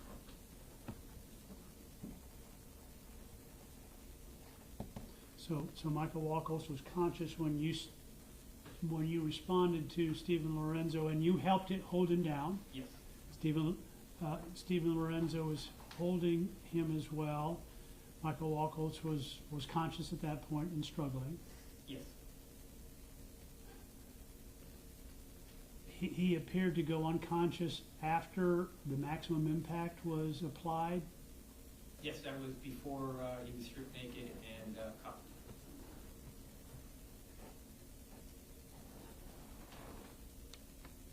And then he came to again sometime around the time that the rag was inserted into his Correct. anus. And from that point forward, he was conscious the entire time until he stopped breathing.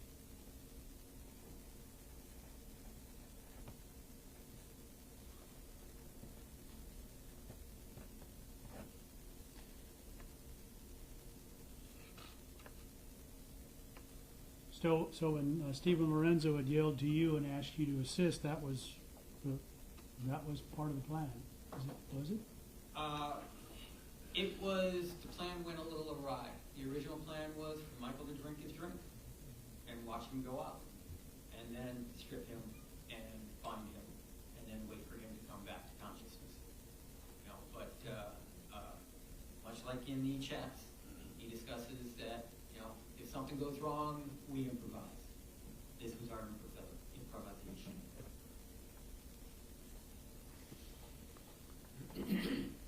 All right.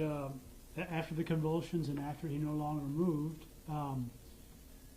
did you and Steven Lorenzo have any discussion about Michael Wachholtz and what you had just done? Well, once again, I had checked for a pulse and then found none. We removed the cuffs. Steven had, once again, grabbed a trash bag, started picking up Michael's belongings, found his wallet, opened it up, found $100 and some odd, divvied it up between the two of us, handed me half of it and said, "Here's your share." You know, and you know, just continued cleanup mode, picking everything up. Then he grabbed a cleaning rag and some spray bottle cleaning fluid of some manner, shape, or form, and told me to run on out and wipe down his Michael's vehicle, you know, for prints or anything else that might have been left behind from the ride from the bar. So Refresh my record. So Steven Lorenzo had been inside the car of Michael Wachholtz yes, on the he way over ran from. back from the bar with Michael. I'm sorry, I interrupted you. Go ahead. Yeah, and so I went outside and I was scrubbing down the vehicle. I didn't know what got touched, inside a door, outside a door, seats, dashboard, you know, whatever. So I was wiping everything down. I was probably out there 20, 25 minutes, something like that, wiping it down. By the time I came back in, he had taken Michael from the living room, got him into the bathtub, and was finished cleaning him up. As a matter of fact, that's what he told me he was going to do when he sent me out to scrub down the vehicle, was that he would clean Michael up. Because after Michael expired, he removed the rag from his anus, and Michael basically emptied his bowels all over the rug in the living room. You know, and so he told me, go out, scrub down the vehicle, I'll clean up Michael. You know, by the time I came back in, Michael was in the bathtub, you know, pretty much cleaned up. And I come in, Steven's in there with him. He says, grab a sheet out of that closet there in the hallway, just outside the bathroom. And he told me spread it out there on the floor. So we did, and then we lifted the body out of the tub, laid it on the sheet, wrapped it up in the sheet, and then carried it out to Michael's vehicle. He told me go ahead and get his vehicle started, and for some reason I couldn't get Michael's vehicle started, and I was starting to panic a little bit because now we've got a dead body in the vehicle Steven was able to somehow manage to get the vehicle started, and he says, just follow me, we'll take it somewhere and we'll just leave it. Steven starts on this long drive around the city, sometimes speeding, sometimes blowing through yellow lights that I then had to run through a red light in order to get through, with the body in the back of his vehicle. You know, and once we finally found the location, because I mean we drove into several different locations around the city. I think later on it was pointed out to me by the two detectives that interviewed me in May that were taking me around the city, asking me if I recognized any of the dumpsters or locations where things were dumped. They drove into this bathhouse, this gay bathhouse here in Tampa, and that was one of the locations that we drove into the parking lot, but just went in there, turned around, and came back out. So obviously Steven didn't like what he saw there, and decided, you know, we're not going to leave it here. So eventually he found an apartment complex and just told me, park it over there by that dumpster. So I parked it over there by the dumpster, came back to him with the keys, gave him the keys, which he put into the trash bag that he still had with Michael's belongings in it. And I turned to him and said, what were you doing? I mean, you were speeding, you know, I had a body in the back of this vehicle, and here you are speeding and blowing through lights that I had to run a red light back there. And he just gives this little chuckle and says, I didn't realize he was doing that, my bad. So the body of Michael Wachholtz in his vehicle were left abandoned in an apartment complex parking lot a distance away from Steven Lorenzo's house. Is that right? Yes. Was that potential scenario discussed during the chats that are comprised of exhibit number 3? Yes, actually, something very, very similar to that, if not exact, was discussed in there where he said, yeah, we would just leave the vehicle, you know, somewhere in the opposite direction of where he actually went. You mentioned that you were instructed to get a sheet that was used to wrap the body of Michael Wachholtz. Yes. In that process, did you happen to notice anything else that was in Steven Lorenzo's house when you were retrieving that? Yeah, actually, when I went in there into that little closet and opened up the door and reached for a sheet on the shelf right above it, I saw a driver's license. That driver's license was Jason Galehouse's. I didn't even realize he had kept that until I opened up that closet door and saw it sitting there.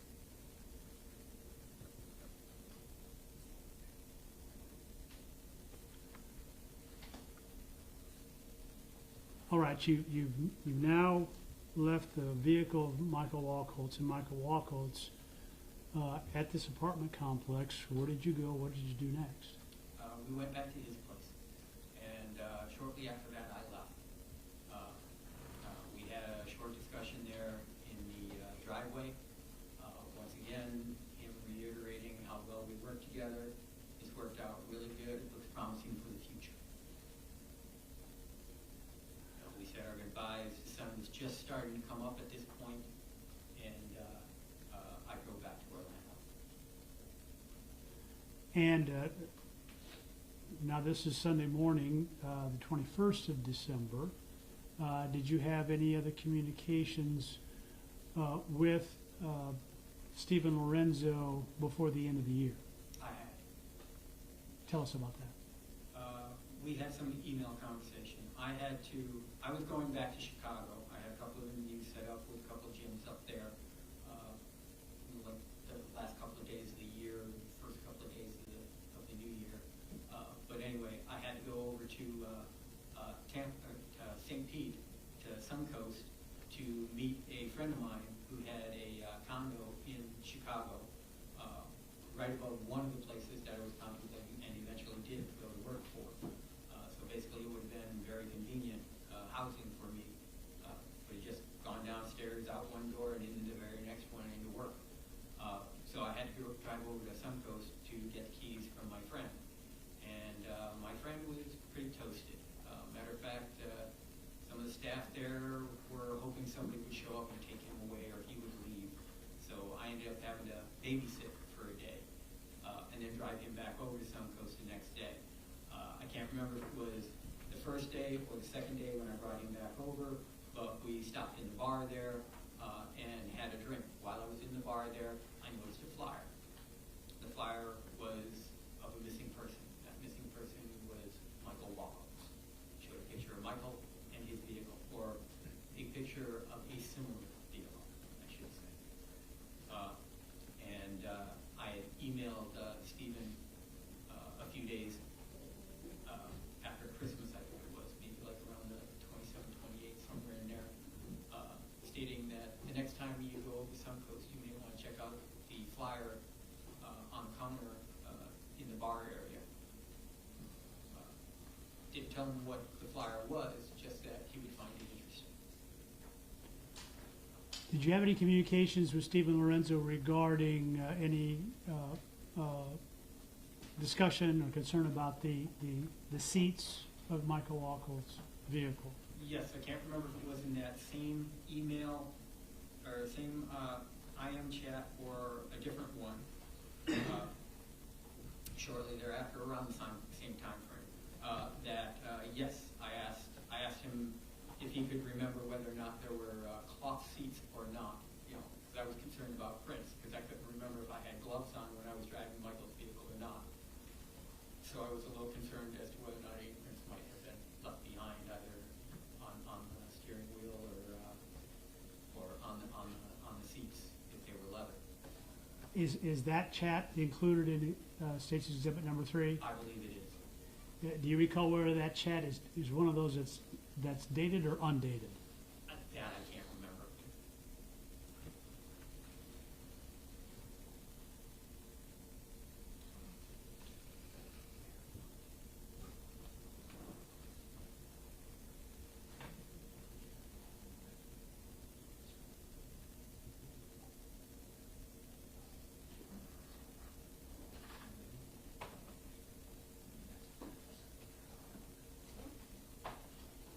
Mr. Dirks, let me ask approximately how much longer the direct you anticipate? About 5 minutes, Your Honor. All right, go ahead. Thank you. May I approach the witness? Yes. I'm going to show you what has been marked for identification. State's Exhibit number 5A through U. Just the top one, 5A. Can you recognize the person depicted in that photograph? Yes, that's Michael Wachholtz, and that is a rug from Steven Lorenzo's living room. Were you present when a photograph was taken like this? No, I did not find out about those photos until May of 2005 when the police were interviewing me and they showed me them. It was quite a shock to find out that they existed. Again, may I approach the witness, Your Honor? Yes. I'm going to show you what has been marked for identification. State's Exhibit number 7, photograph in front of the residence, particularly 7A. Do you recognize 7A? Yes, that is Steven Lorenzo's house.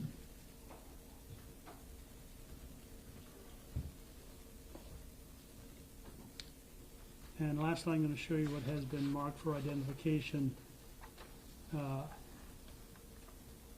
display to you if I publish. State's Exhibit number 6A, B, and C. First is 6A. If you look at that photograph, do you recognize that photograph? Looks very much like Michael Wachholtz's vehicle.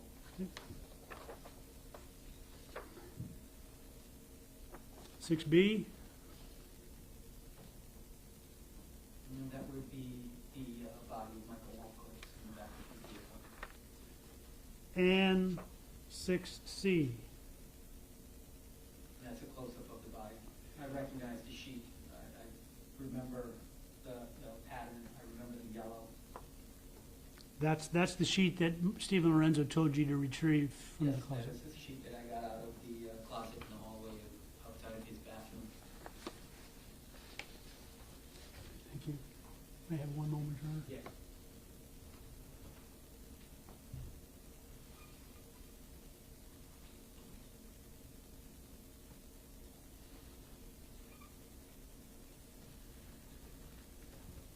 the last question I have is the fact that this happened on the weekend before Christmas, that is the murder of Mr. Galehouse and Mr. Wachholtz.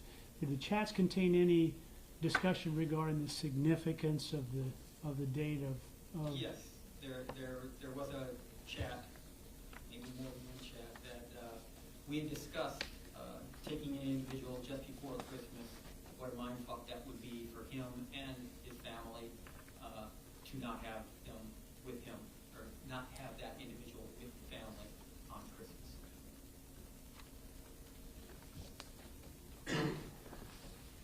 I believe that's all the questions I have. Thank you, Mr. Griffin. Leah, did you need a break? Yes, sir. All right, so we're going to go ahead. We're going to try to keep it to a short break because I'd like to finish this witness and get out of here perhaps before 5 o'clock. So about a 5-minute break for everyone to stretch their legs, use the restroom if necessary. We'll come back and we'll turn to the cross-examination.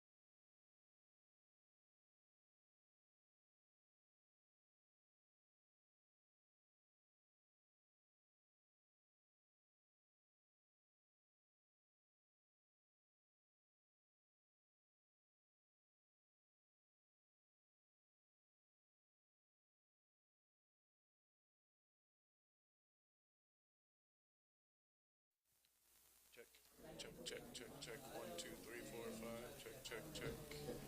Sound any better? Trust me, I thought about this.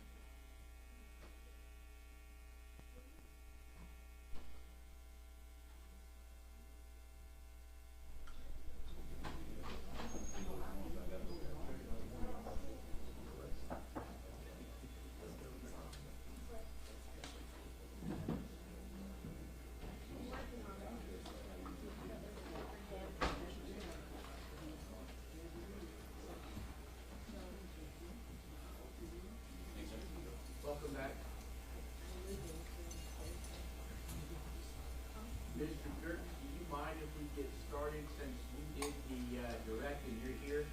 I don't mind at all, thank you, I Ron. appreciate that. All right, so we're going to turn to Mr. Lorenzo. Mr. Lorenzo, do you have any questions of this witness? Yeah, just a quick few. All right, you can remain there, and just hold on a second. There's some people filing back in, so we'll just give them a moment.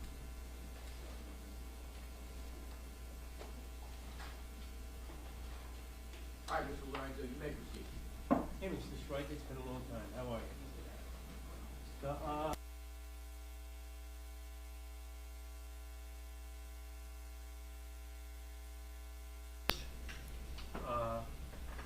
When police first approached you and you realized that you were being put into position regarding maybe being implicated in the murders or the deaths, however I see them as deaths and a combination, if you will.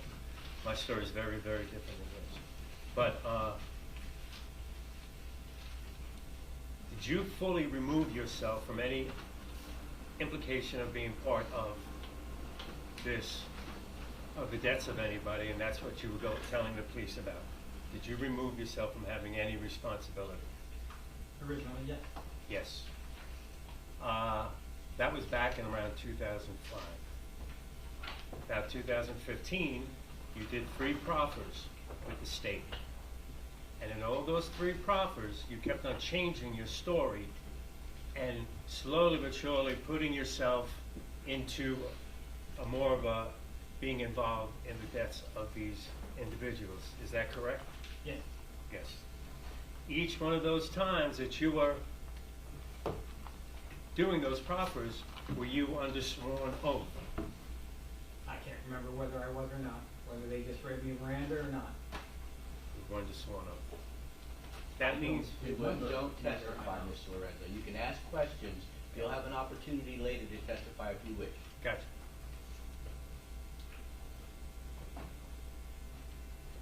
Now I have to see how we're going in a different direction. Each time you do that, you altered your story and you implicated yourself further and further.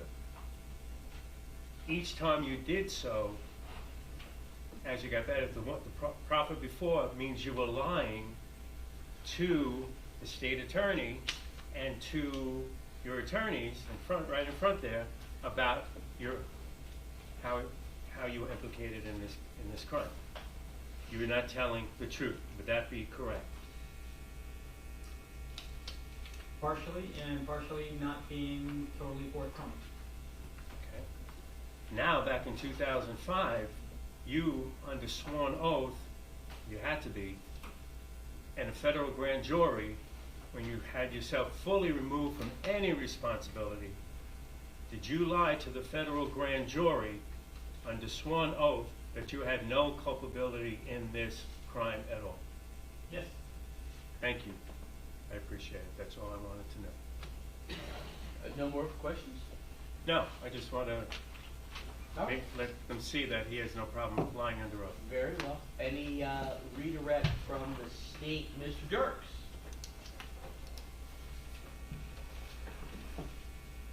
Just one question. All right.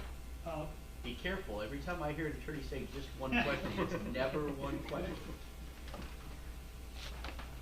At any time during your statements to the police or otherwise, did you ever indicate that Mr. Steven Lorenzo was anything other than guilty of first-degree murder? Not once. That's all I have. May this witness be released by the state? Yes, Your Honor. Thank you. And by the defense, Mr. Lorenzo, released? Release. That's All right. fine. I Thank think you. he wants to get back to his someplace, and they'd like to get him there. So you may be released.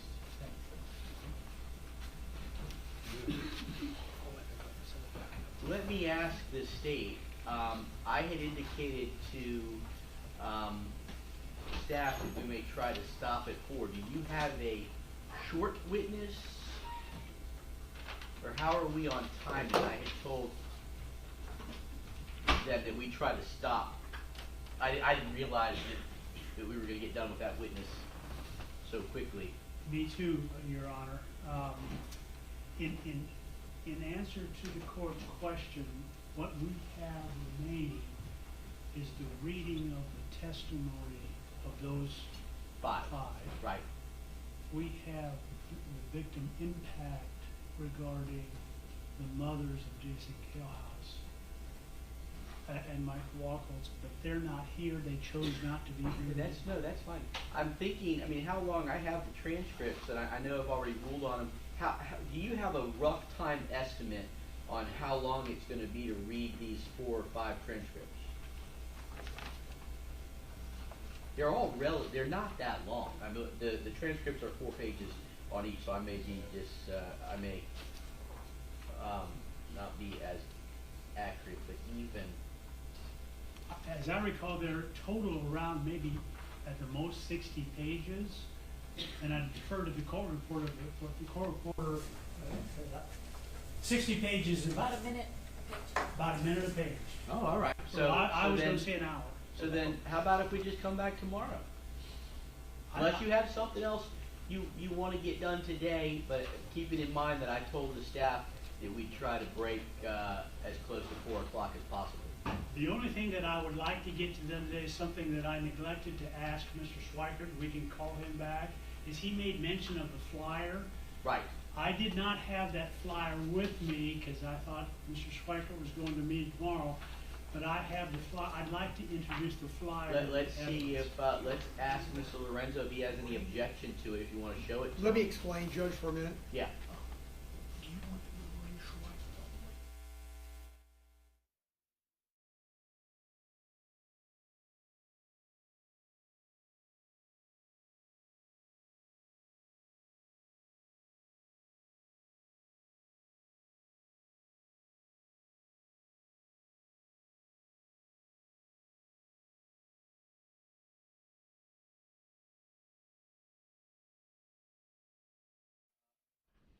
What number? 10? All right, so that'll be states 10. Go ahead, do the evidence sheet, and then Mr. Lorenzo has seen it. He's stipulating to its admission. It will be admitted at this time as states number 10. Thank you. You're welcome. Mr. Diaz. Hi, Judge. I'd like to address a matter with Your Honor to try and seek maybe some clarity and some understanding. Certainly. This is a...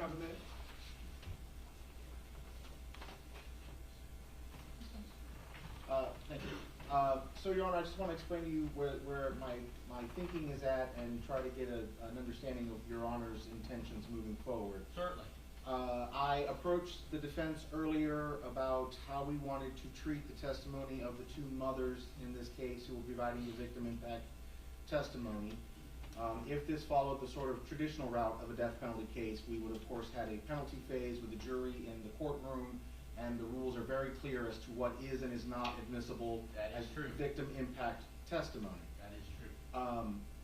I believe that subsequent to a finding by a jury in favor of the death penalty being imposed, Your Honor would then have what we refer to as a Spencer hearing. That's correct. Where then the mothers could then readdress the court and discuss all the other sorts of things they could not say during penalty phase. That is correct. I approached the defense and I asked them how they wish to handle that matter, because obviously one of the mothers has come up from south of Tampa and another one has come from another state. I fully understand that Mr. Lorenzo is now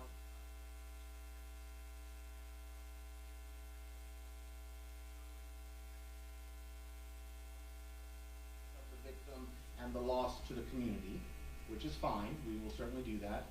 I guess my question is, will there be a time whereby Your Honor foresees that the mothers can then say the rest of their opinions as to whatever that may be?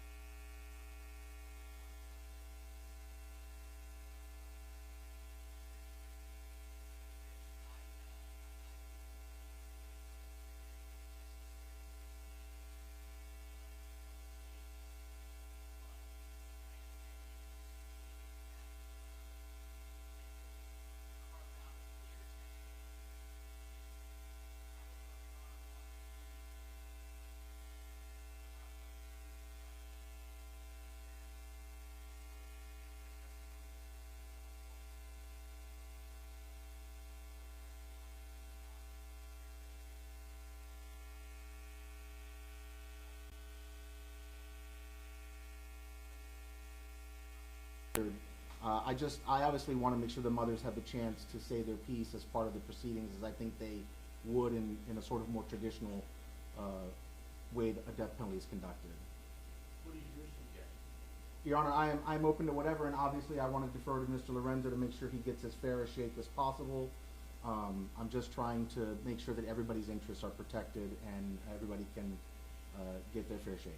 Mr. Lorenzo, I mean, obviously, I don't want to trample on any of your rights, violate any due process or any other rights that you may have and risk some reversal by the Supreme Court. But certainly, if you're willing to make concessions or agreements like you have made many of, including the stipulation to the admission of the flyer just a moment ago, what is your position regarding the specific testimony of the victim's mothers in this case, and whether they can go ahead and testify both the uniqueness of the victims and then any other testimony they would ultimately give before I impose sentence on you, as to whether or not they can use both during this proceeding, or whether you have some objection to that? I just want to understand a little bit procedure. Can I ask real quick? Yeah. After, let's say I object to this, which I would generally want to object to, obviously, but if I object to, that means that you have to have this whole separate hearing and then have another hearing for the death sentence? Is that what it would be? No. Or would be the dispenser would be combined? We would combine. Okay. There's no reason to have multiple hearings. Right. We would have one more hearing. No, Your Honor, I apologize. There was a date that I was here and then I fell ill and I left in the middle of the hearing. Defense counsel and my colleagues at the state have suggested that Your Honor made it sound like there might be, and again, I wasn't here, but you made it sound like there might be a separate date at which you might be ruling as to your final determination, but it wouldn't necessarily be, for example, if we wrapped everything up tomorrow and it was just waiting for you to rule, that you would rule tomorrow. And I don't know what Your Honor's intention is going forward. I thought, Judge, in our prior hearing, you indicated, and maybe not in a direct manner, but an indirect manner, that there would be another procedure, there would be another date when you would render a ruling. Yeah, the anticipation was that once the proceedings were closed here, that each side would submit a traditional sentencing memorandum, that's the title of it, and then I then have the time after that to work on a lengthy order. It was in the last death penalty case, 30-some page order, which is gonna take me some time. We have to order the transcripts of this, we have to actually get those transcripts to you. I was anticipating giving each side 45 days to submit the sentencing memorandums. Then I need time to review the memorandums and prepare the order.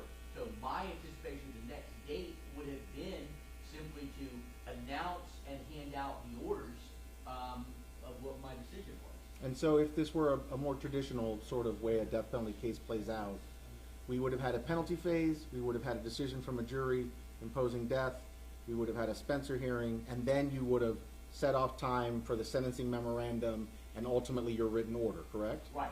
And if there was a Spencer hearing, there would have been time for the mothers to then come in and say whatever else they wanted to say beyond what is admissible in the penalty phase. Absolutely.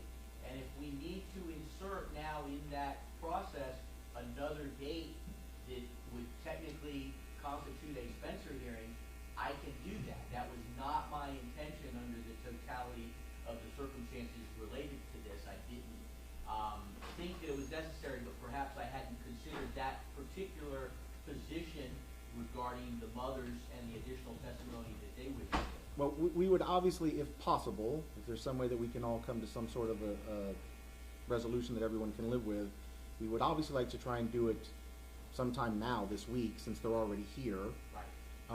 I don't know if that means we put them on tomorrow for victim impact, the state finishes with its presentation, we turn it over to the defense puts on anything they so desire, the defense And then rests. we call them back while we're here. And then we I just- don't have a problem with that. Mr. Lorenzo. So if I got this right, I just want to clarify, if I've got this right now, if I let them do this tomorrow, then all you have to do is, in like 45 or 60 days or whatever it is, then you do the sentencing. You would, but both sides would be requested to submit sentencing memorandums, Right. and then I would prepare an order, and the next date is when I would deliver that order and announce my sentence. And that could be like 5-6 weeks away or something like that. well, it's gonna take a little longer than that, Okay. because we have to order the transcript, we give you all 45 days, and then I need some time to prepare the order. Then let's make it easy for everybody. Why don't you just let the mothers, they have a right to make their say. Yeah, and I mean, we're gonna Yeah. do it, either we can do it right after, we can split it up. Tomorrow they can testify for the state giving the initial testimony, then the state would rest, and I would turn to you and accept anything that you have, then you would rest, and then I could have, it's kind of a mini Spencer hearing, it's just shortened in time. Normally we would set it out maybe a couple of weeks or a month, but we would have it right after, or when they testify tomorrow for the state, if you have no objection to it, they could add that additional part, and I would then take the responsibility of separating what I can and what I cannot consider in determining what I believe is the appropriate sentence in your case. I trust you. I'd rather let them do it tomorrow. Why bring them back twice? It's not right. Why say it's a lot more work? Who needs the work? That much additional work. You've got a lot to do. So yes, I have no objection. I appreciate that. Let me just ask you, an abundance of caution, everything that I always ask. Has anyone forced you or threatened you in any way to stipulate or agree to this procedure? No, not at all. And I know I asked you previously when I asked you about your decision to represent yourself, and I doubt that you've had the opportunity to do anything in the meantime, but I'm going to ask you in a bunch of caution. Are you under the influence of any drugs, alcohol, or prescription medications at this time that may affect your ability to freely and voluntarily make this stipulation? No, not at all. Thank you, I appreciate Thank that. you. Yep. Thank you, Art. You're welcome. So that means tomorrow we'll read however long it takes to do that. We'll hear from those last two witnesses. I thought there were 3 witnesses left on your list. What about, Your Honor, we're not calling Mr. DeRulia. so I can scratch him off the list. Yes, Your Honor. So that does leave number 8, Ruth Wachholtz, and 9, Pam Williams. And then the testimony of the 5 victims to be read in. All right, well, I just afraid that's gonna take too long No. tomorrow. We'll do that first thing in the morning at 9 a.m. And then, Mr. Lorenzo, just so you know, I anticipate that the state will be resting. We'll turn to you for anything that, you may wanna present, either, your own testimony if you so wish. As I had indicated, I think a couple of times it came up when you were, making some statements, and I said you'll have that opportunity. You'll have that at that time. If you have any other witnesses you intend to call, or any other things you want to, introduce as evidence, that will be your opportunity. I do know that I did allow, you to introduce some defense exhibits. I believe there were 2 of them, one of which, Mr. Gonzalez, you were gonna make the redactions to. So let's make sure all of that's in order tomorrow, and if you have any other exhibits that you wish to introduce tomorrow, I'll ask that you show them to the state, ask them in the morning if they have any objections. If not, it'll be a very simple, easy procedure. If so, then I'll listen to whatever objections they have and consider whatever additional exhibits you want to introduce. Okay, sounds good. Sounds like though a very smooth day for tomorrow. Yes, Your Honor. All right. Thank you. Anything else? Nothing further, Your Honor. Mr. Lorenzo? anything No, else? I'm good. Yeah, All I'm right, good. thank you all very much. I'll see you at 9 a.m. in the morning.